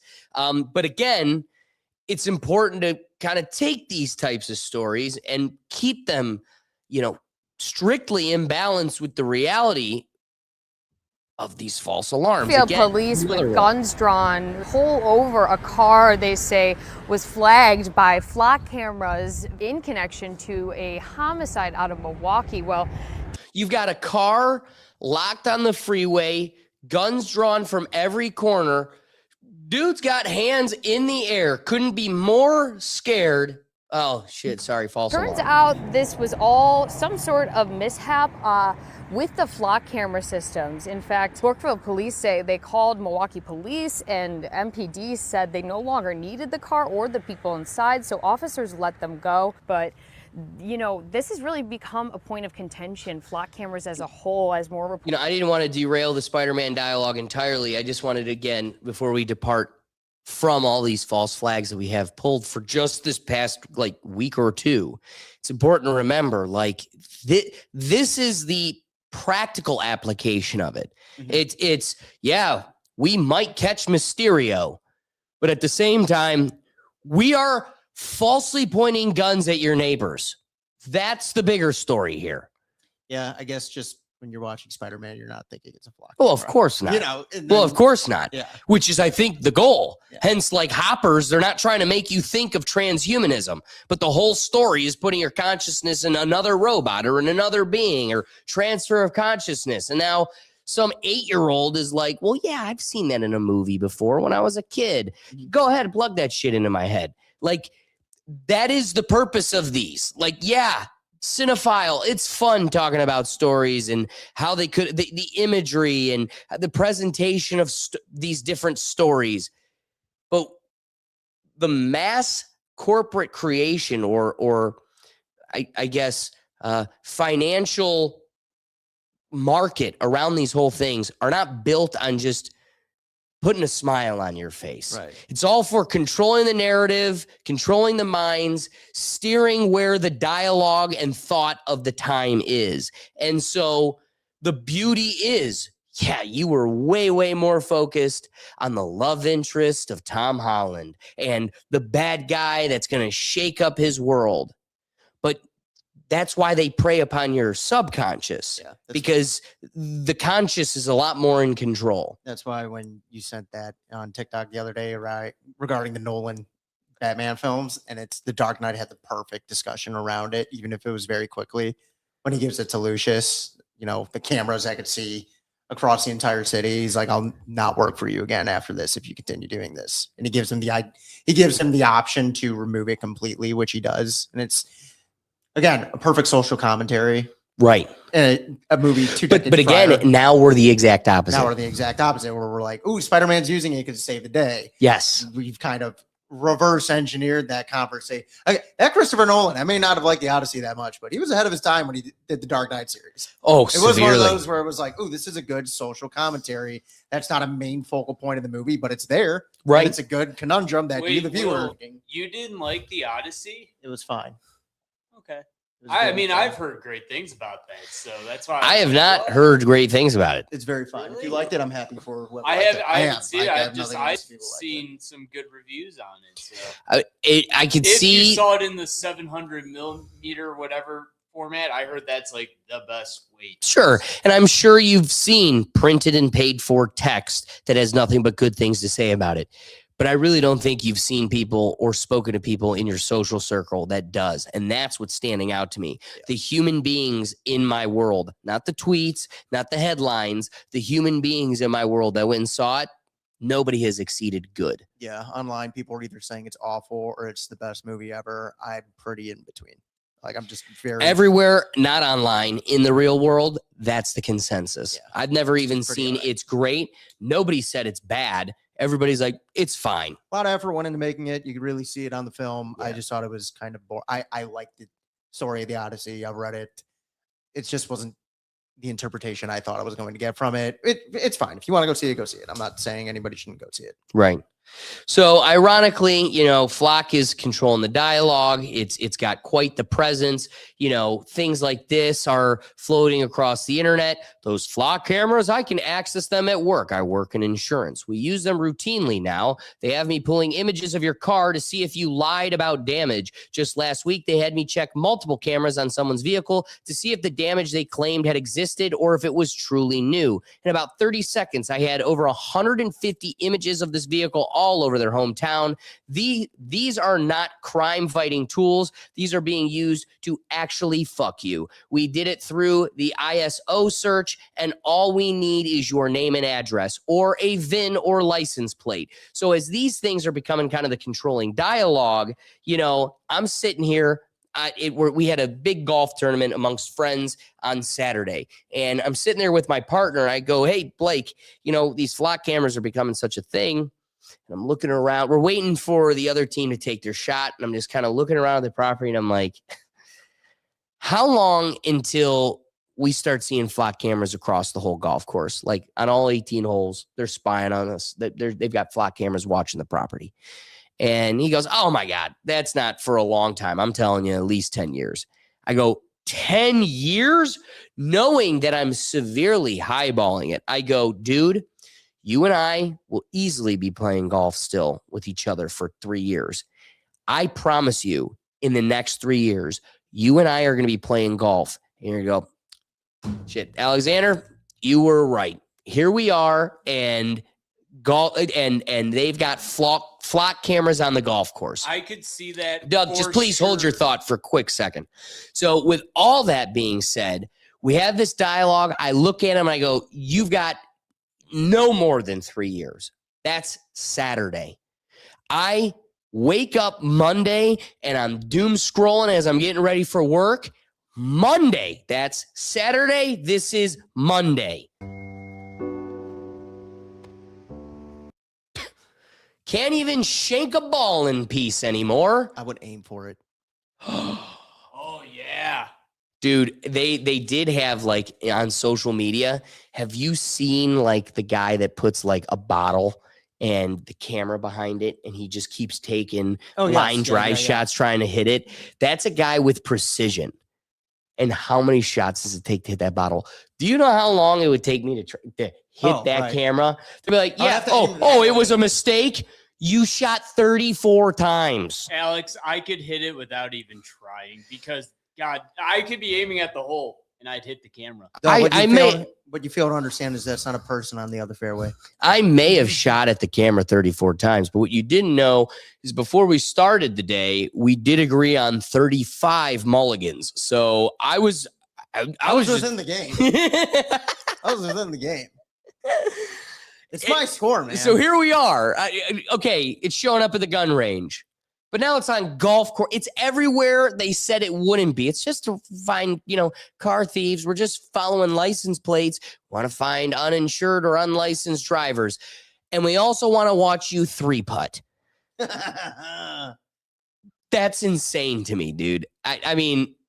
3-putt Pakistan. Dude, I could get if they wanted their own cameras out there. Their own cameras. Like to watch their course because... shit has happened, whatever. But to have a Flock camera there, like that's absurd. It is totally absurd. So now keep something like that in balance with here is feds showing up at someone's house. Thank God for their Ring camera as they're getting the federal shakedown based on who they're following and who their followers are. Usher in social credit score. Situation. So the gentleman that you were going back and forth with online, obviously he raised a lot of concerns for us. We obviously protect Netanyahu when he comes here, okay? Some of the things that are concerning is he's almost speaking like he knows you. So, I mean, do you mind answering some questions in reference to this guy? I'm simply going to say that I don't know him. Okay. You're just simply an Instagram follower that said that he believed in the Declaration of Independence. So due to a Instagram follower you have, you don't even know him. You're not even DMing him. You're guilty by association. It's like, who's the follower? LeBron James. LeBron James. It's Alex Jones. Right, that's it. Besides that, I'm going to look at this. You know? I mean, I get where you're coming from. I know you're concerned about what you're saying is, I'm not worried about you. Oh. Okay, you're not under arrest. Better not be. I'm going to walk away from this place. Good. I'm not planning on arresting you. Oh. But I am just looking to say, hey, can we talk about this guy? Obviously, you said you don't know him. I want to scare you into association with him. I'll tell you this much. Okay, if there was anything that I knew about the guy, right, that I'd always red flag. I'm a very intelligent person.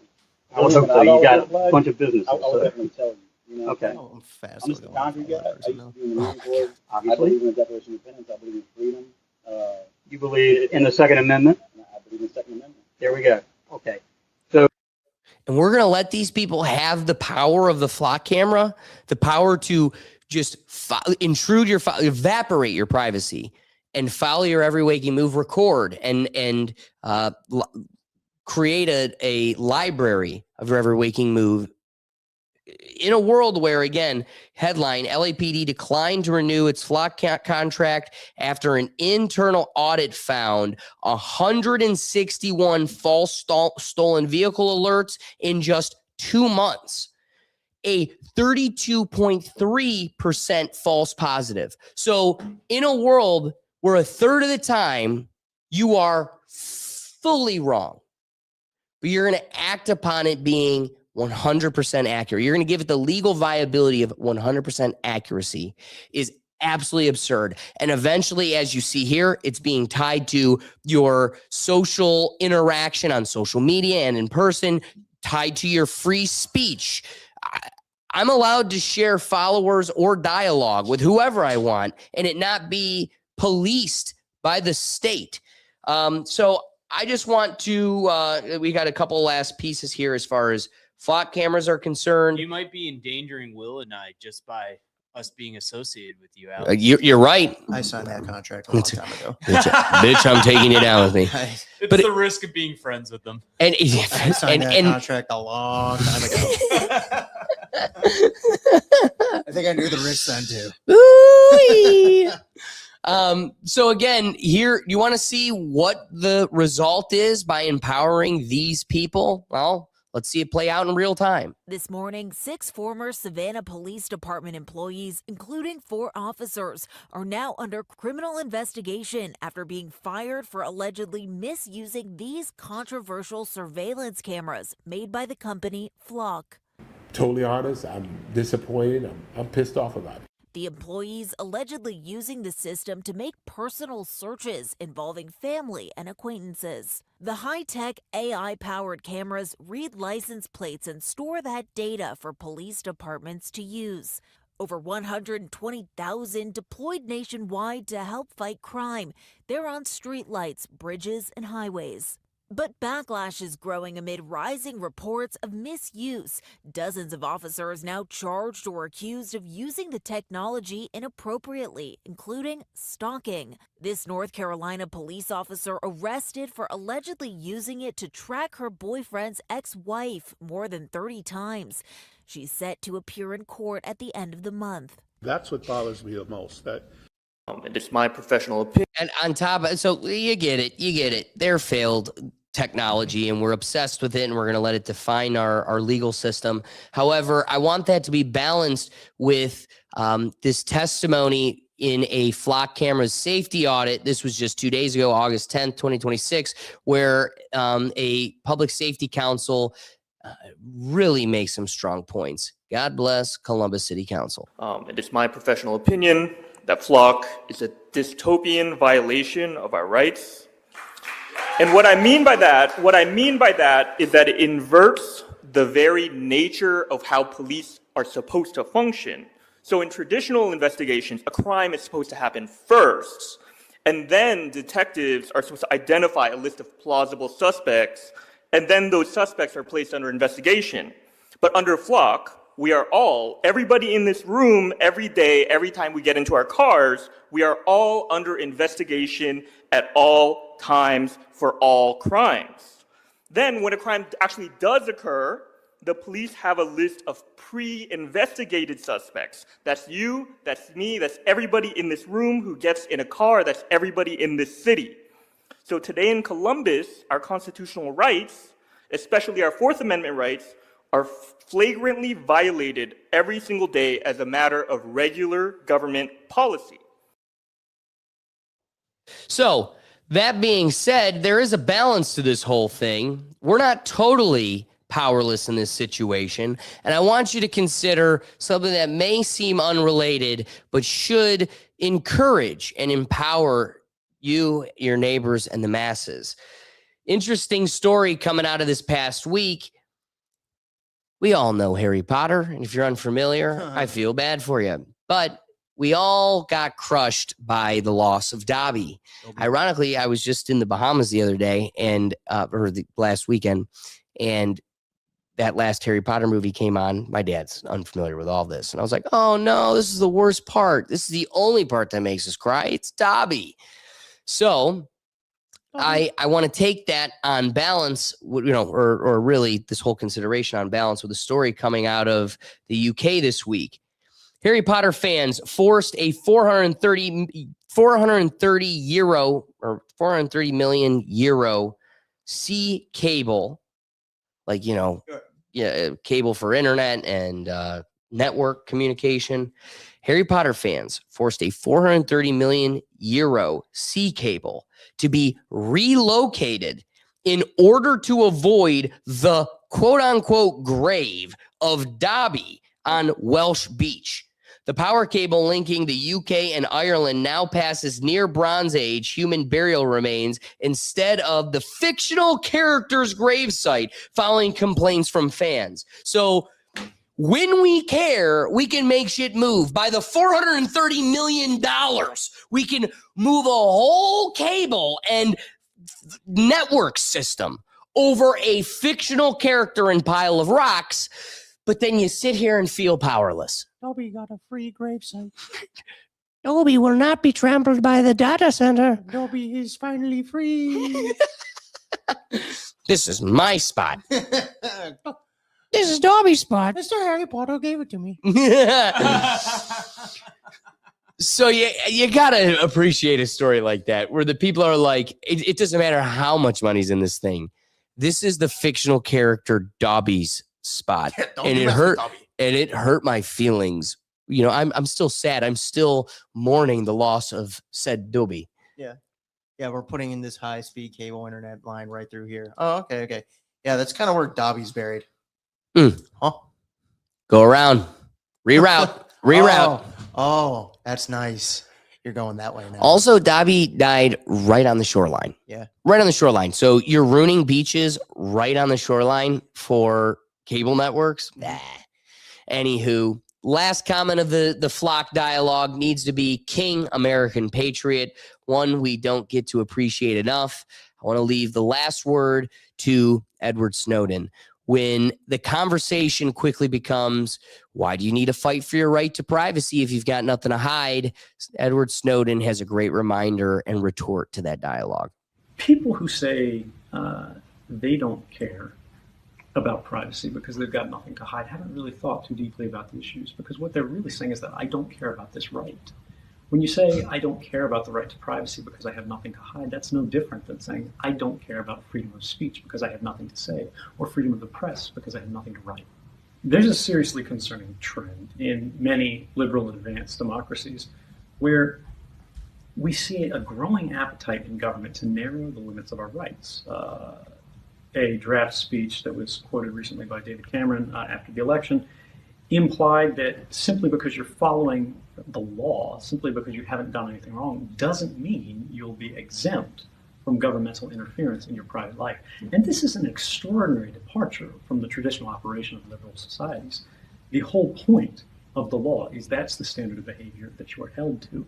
To go beyond that and to say that the government's going to take a role not only in saying what is and is not lawful, but to actually say what is and is not proper behavior, reasonable thinking, an extreme idea, empowers the government in a way that I think without precedent in the kind of world that we grew up in.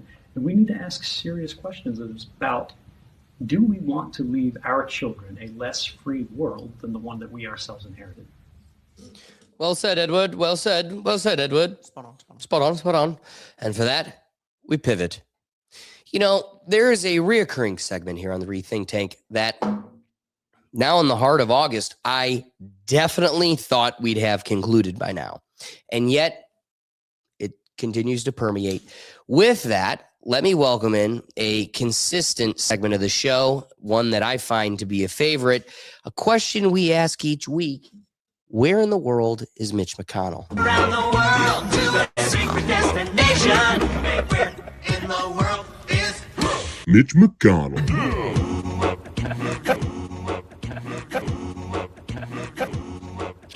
It's a good question. I'd love to know where this dang guy is, because you know he's alive and you know he's representing you Kentuckians his doggone best. Speaking of doggone, I think we need to get some insight on this whole situation, and we're going to hear from Tim Burchett. But before we get to Tim, this is peculiar. This is news segment coming out of the week. A cleaning aide gets caught by TMZ at Washington, D.C., going into Mitch McConnell's house. She's there to begin her new job as a cleaning aide for Mitch McConnell's residence. I want you to take note in one thing. Please take note of her naivete, her personality, her openness as she enters the building, and then how scared, reserved, and hauling ass she is leaving the building. But nothing happened inside. She wasn't faced with a couple guys in suits with a message for her. I don't know. Maybe I'm just reading in things. I'm a little cuckoo. What do you think? Are you a friend of the family? Huh? Are you a friend of the family? No, I am a home caregiver. Home caregiver. Have you been here before? No, this is my first time. All right. Block rats. I cannot. It's a woman doing her job. I think so. House is this? What am I walking into? Innocent. Eyes wide shut. What am I walking So into? you stay from now on? Huh? You stay from now on? Yeah, I stay for the night. Just for tonight? She's a much calmer person than me. Gotcha. I would have told her to piss off by now. And look at how calm she is, kind of. Okay. I like the third question. You buzz off. Clearly, she doesn't know the gravity of what's going. Like, she has no idea what she's walking into.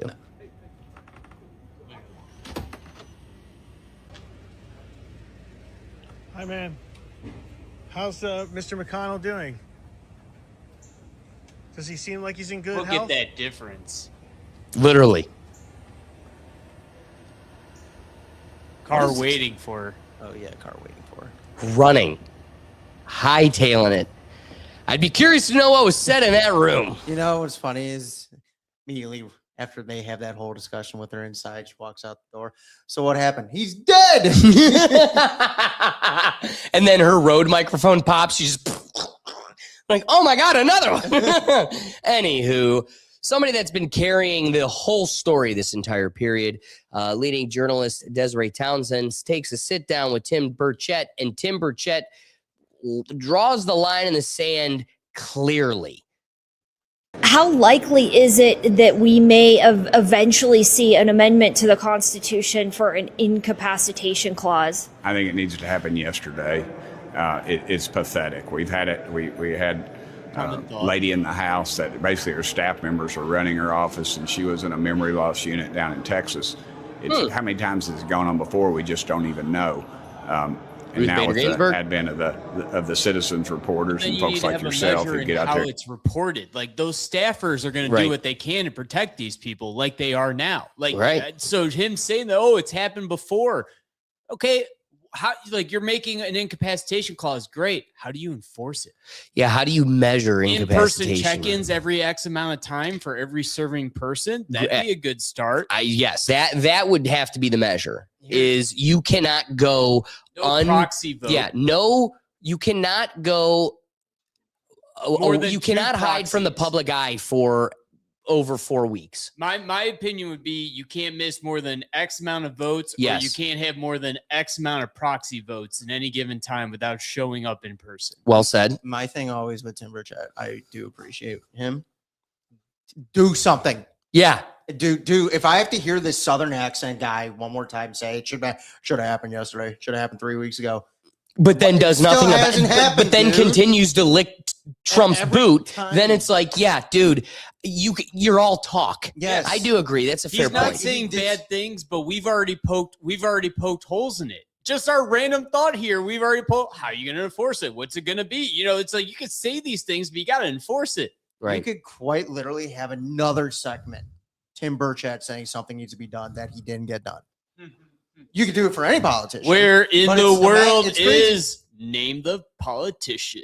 It's crazy how many times you put him on where he says something we all agree with. We're all like, yes, that's great. Doesn't happen. And he doesn't do anything about He it. doesn't do anything about it. Right. And then he licks Trump's boot. Yep. And I'm just like, all right. Like, I want to respect the guy. I want to respect the guy because, like most politicians, when they say things I agree with, I want to respect them. When you don't get anything done, why should I? Why should I? He's just another guy talking.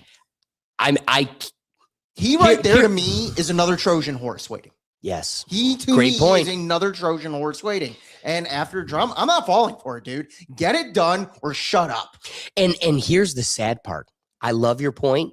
I love it because it hasn't been said on the show yet, and I think it's dead nuts accurate. The sad part is he only becomes a part of the Rethink Tank dialogue because he is a Trojan horse. He is a controlled opposition that says what we want to hear but does nothing.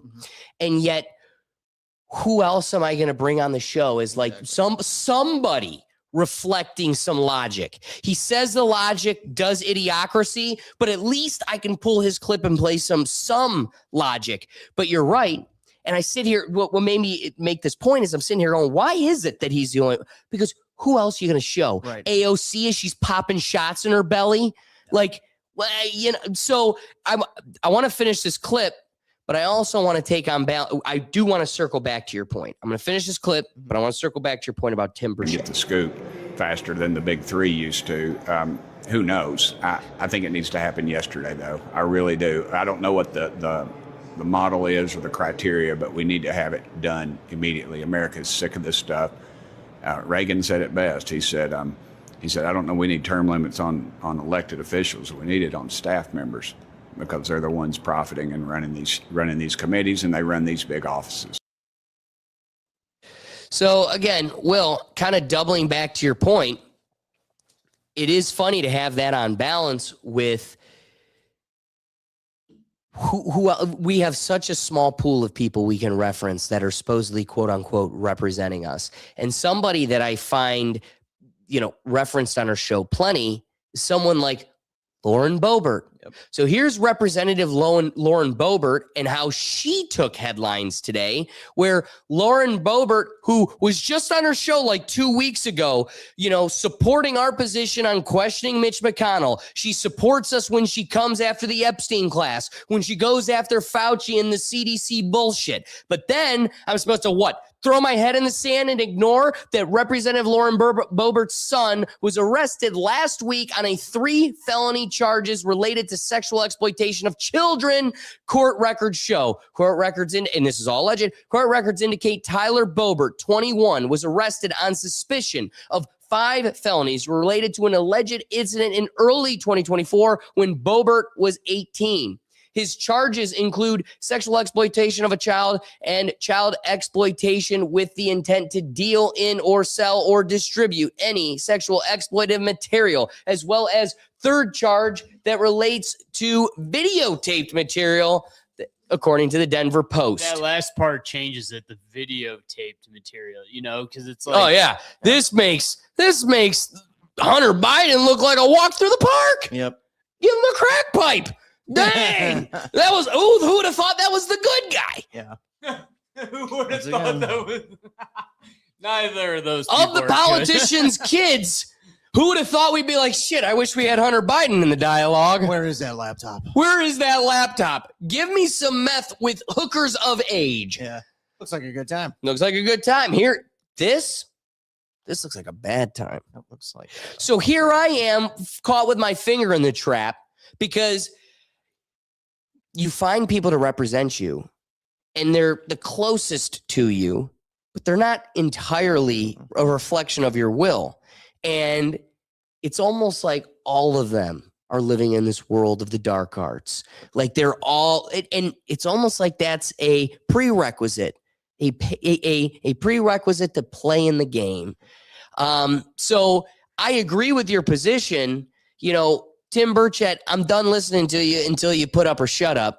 And at the same time, I keep him on balance with the handful of few that we can actually bring into the conversation. And like, we're going to talk about Howley here in a little bit, but you know, it was like, what, 2 months ago? He was talking about, the alien things that's coming out. It's been 2 months. No one's talking about it, man. Well, because at that point, I needed you to stop. My boss, Donald Trump, needed you to stop talking about the Epstein files. So I said that because it would catch your attention, and now you forgot. I guarantee if Will didn't bring it up, you wouldn't even have remembered that Burchett was pushing that, and that was a part of the zeitgeist. And he said it was coming out yesterday. Yes. And I'm like, yeah, whatever, dude. Like, whatever. You're just another one. Once again, yesterday, like you said, should have been done. Everything should have happened yesterday. I must have missed it in the news. Right. And yet today we're still cooked. Yep. So strong point. Keep, somebody that another political villain that at least, some of the episodes that you had missed kind of tailed or coattailed the conversations of Mitch McConnell because we're talking political villains. We also want to raise attention to coming out of this week. Lindsey Graham got his flowers. There was an honorary nomination for, let's see it here, the reveal. With a shared vision for the future and deep respect for our past, together, let us mark this new beginning in 3, 2, 1.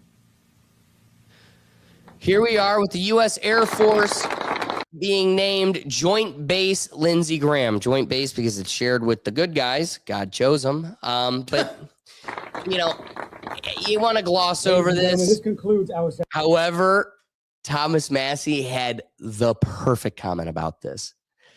In less than 2 years, MAGA went from no new wars to idolizing a senator who never saw a war he didn't like. Trump's words himself. Trump at Lindsey Graham's ceremony of memoriam says, yeah, that guy never saw a war he didn't like. I think this is such a poetic sentence. Yep. Using the new MAGA's words to hang what MAGA claimed they wanted to be. Yep. And here we are idolizing a man who literally salivated over war during the administration of no new wars. I think it defines it. It perfectly displays itself. But if we want to talk about Trump idiocracy and the clownery that we're forced to deal with, dude, do I have some funny things for you. First off, Trump's a villain. He's a POS. Yep. We already know that. Trojan horse. Do you know what he did this week? No. He created a program where high rollers, not your stupid ass, because do you not realize we're making money off of your back? Yeah. I'm not going to bring you in on the money-making scheme because I need somebody to make money off of. Right. For $100,000, you can become a subscriber into this program where people are noticing with Kalshi, somebody's got some insider knowledge. For $100,000, you can be one of those people and make your money back. Kick it to Barron, the advertisement coming for the new Trump program. For years, the market rewarded those who knew things first. They called it illegal. Not anymore. Introducing Truth API. Tariffs at 2 a.m., you're already short. A pardon for a major shareholder, you bought at the open. Restarting the Iran war, you'll know first.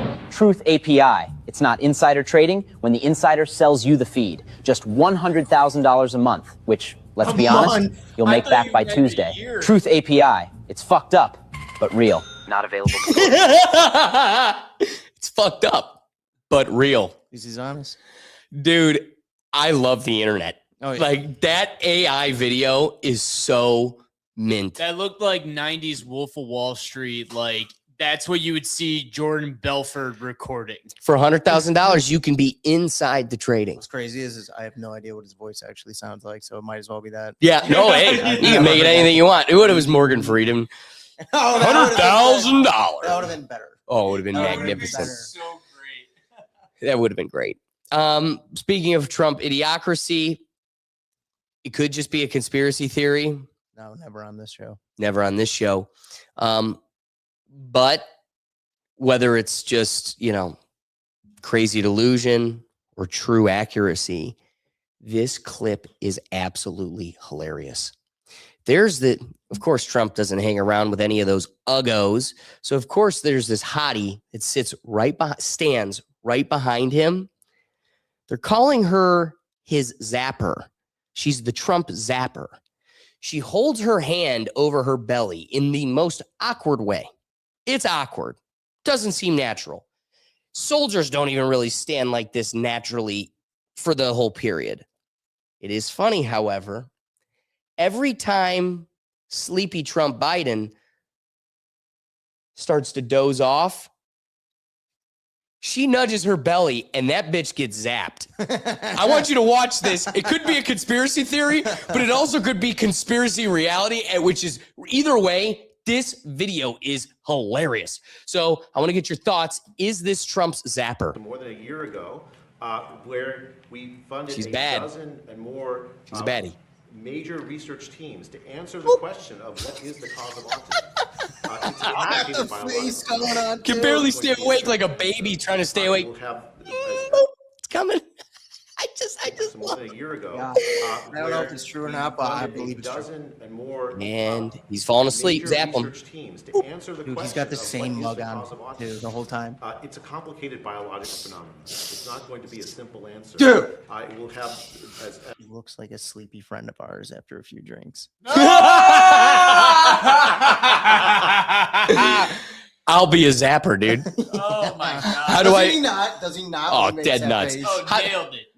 How do I become his zapper? Yeah. So we just got three or four final clips here. We're just kind of wrapping things up. We haven't talked about Tyler Robinson in forever. One little update that's kind of shaken up the internet for, at least a little while now. It started 2 days ago or a day ago. I still can't figure out where everybody's watching this shit live. Like, it doesn't exist. However, if you're a streamer or you're a high-profile content creator, somehow you're getting to watch the live feeds out of the courtroom. So here's a Tyler Robinson situation that's come about. Candace Owens is making waves over showing the raw picture or video. If you're able to see the screen right now, the bottom frame is what the FBI is providing. The upper frame is what the raw footage Candace released was. And so the claim that Candace is taking is that the FBI has altered the footage, one, to make it harder to see. I mean, it's got a filter. It's hard to, it's a video of a video that we knew. We reported that weeks ago. Fish Island almost. Right. And the biggest piece, please draw your attention to the nose of the Jeep and the nose of the Nissan, especially in the lower picture, then put it on balance with the upper picture. You can see how no Nissan has a stubby front like that. Yeah. So what they did was compress the image to make the person look taller and leaner, because Tyler Robinson is a super lean cat, whereas the dog on front up top, clearly a yoked fed. Yeah.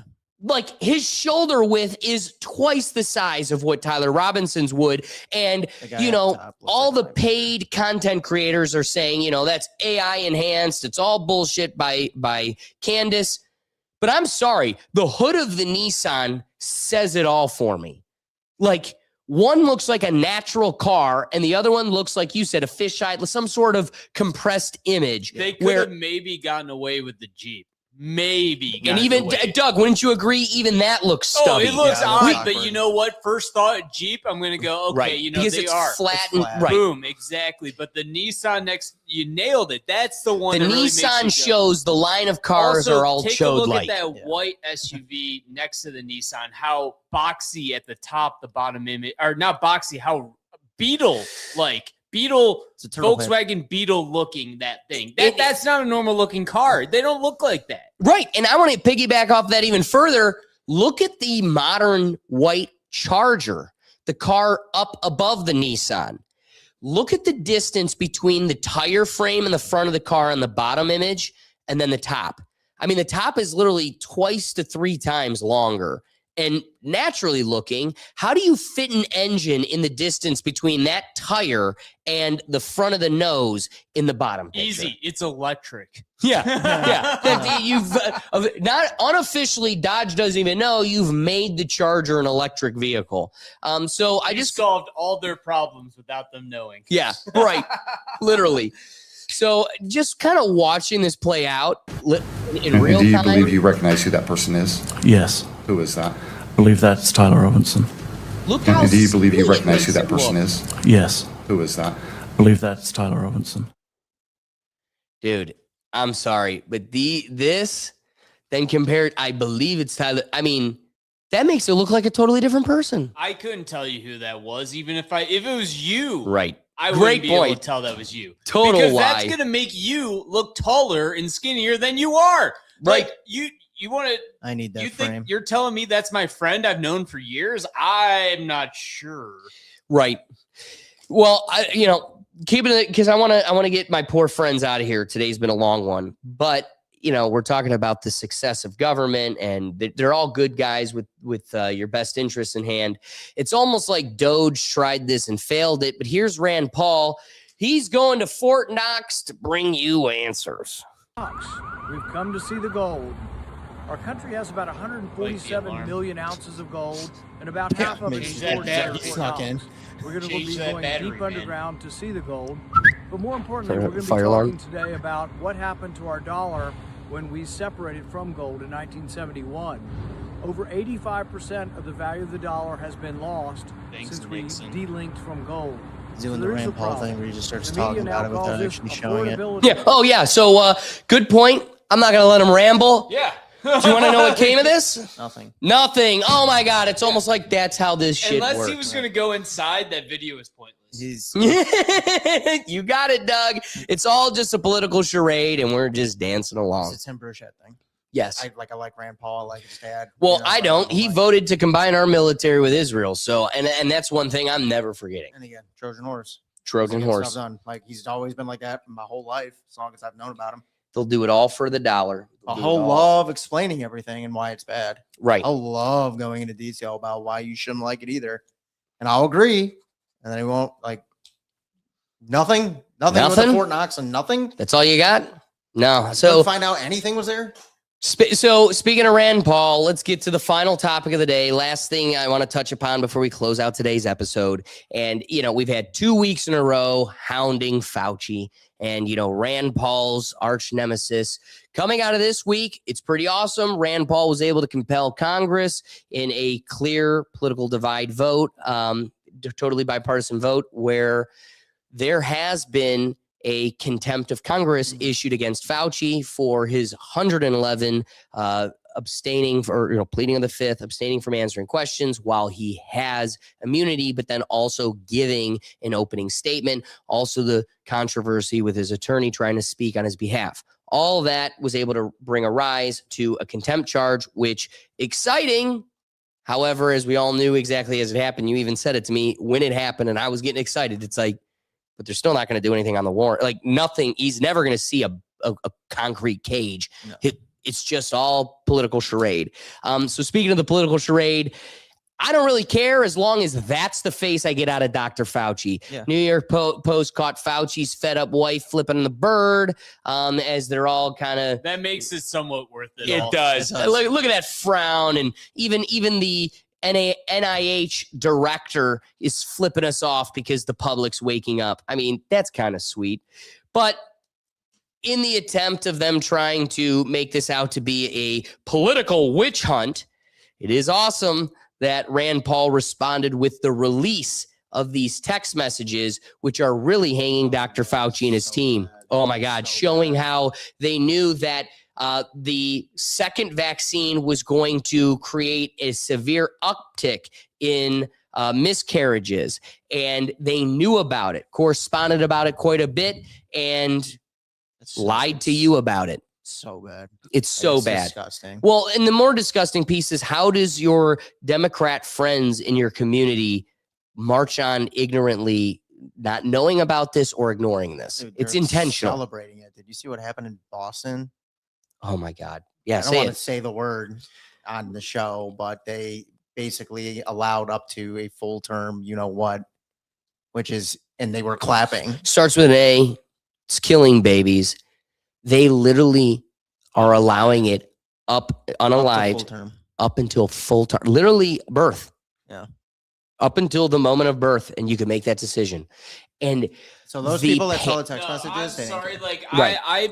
I'm not against what we're talking about, but at that point, like up until birth, give it up for adoption. I was adopted. Like, there are people out there that would literally kill another human for a baby. That's on balance with a room full of demonic smiles as they're grinning ear to ear. Weird. Oh, dude, it was gross. I mean, but you're seeing evil in its face, in its pure face. Like, I'm looking evil in the face, and they're smiling, shit-eating grin for killing babies. It comes out the same week these text messages get released. It's like, oh man, those people do not care. Right, They do not care at all. I mean, up till birth is a whole different discussion. That's not even the normal discussion at that point. Right, I agree.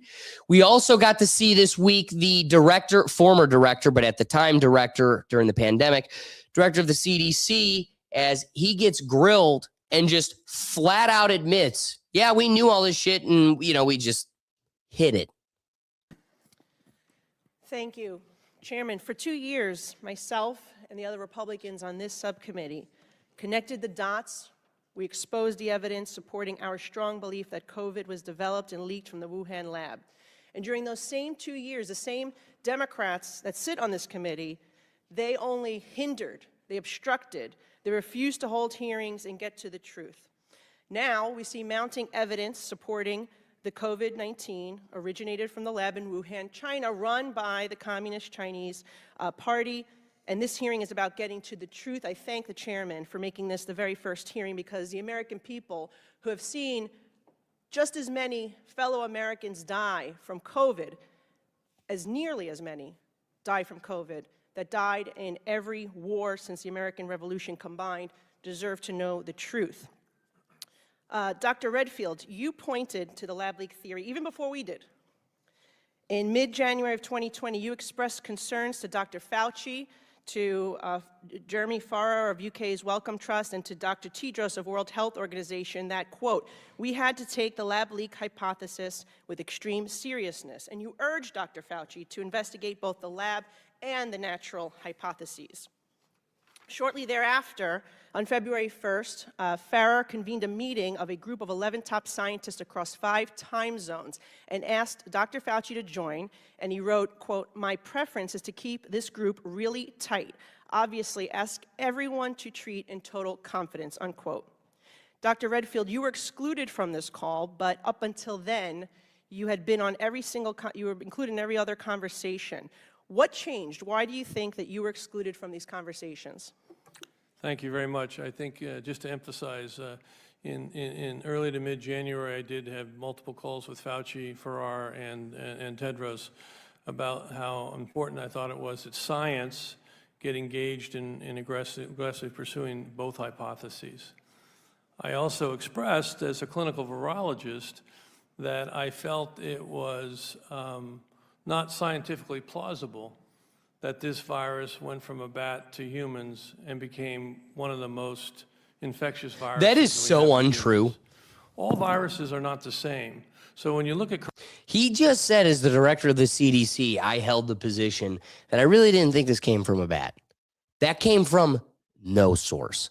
That was ridiculed, but is now the reality of our existence. Coronaviruses, for SARS and MERS, for example, when they entered the human species, which they did via an intermediate, they never learned how to go human to human. Even to this day, they don't know how to go human to human.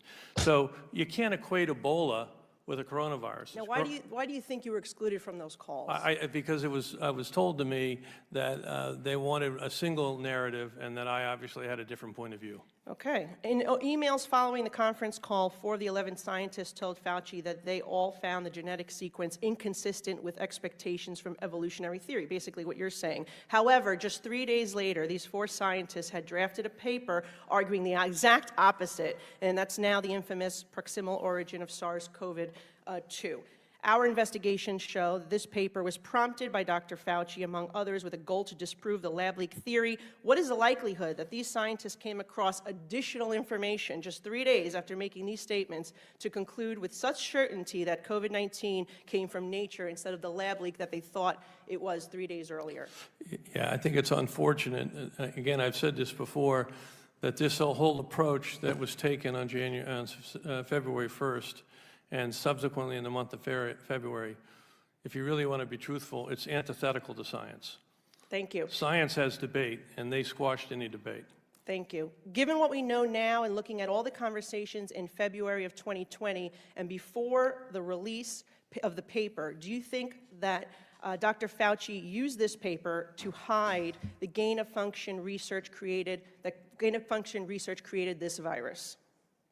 I can't talk about Fauci's motivation. Okay. Do you think that the paper does hide the truth? I think it's an inaccurate paper that basically was part of a narrative that they were creating. Expert testimony, trust the science. The pandemic did not start in January at the seafood market. We now know there was infections all the way back into September. This was a narrative that was decided that they were going to say this came from the wet market, and they were going to do everything they could to support it, to negate any discussion about the possibility that this came from a laboratory. I got 20 seconds left. Dr. Fauci was affirmatively told in an email that NIAID had a monetary relationship with the Wuhan Institute through EcoHealth Alliance. He was told this in January 27th of 2020. Do you think that Dr. Fauci intentionally lied under oath to Senator Paul when he vehemently denied NIH's funding of gain-of-function research? I think there's no doubt that NIH was funding gain-of-function research. Is it likely that American That is insane. Like, where is the justice? This could be right in your face. They could spew it, like, just, yeah, broadcast to the public. It was a lie. We killed your grandma and we controlled your liberty. And all I got for you is that I'm sorry.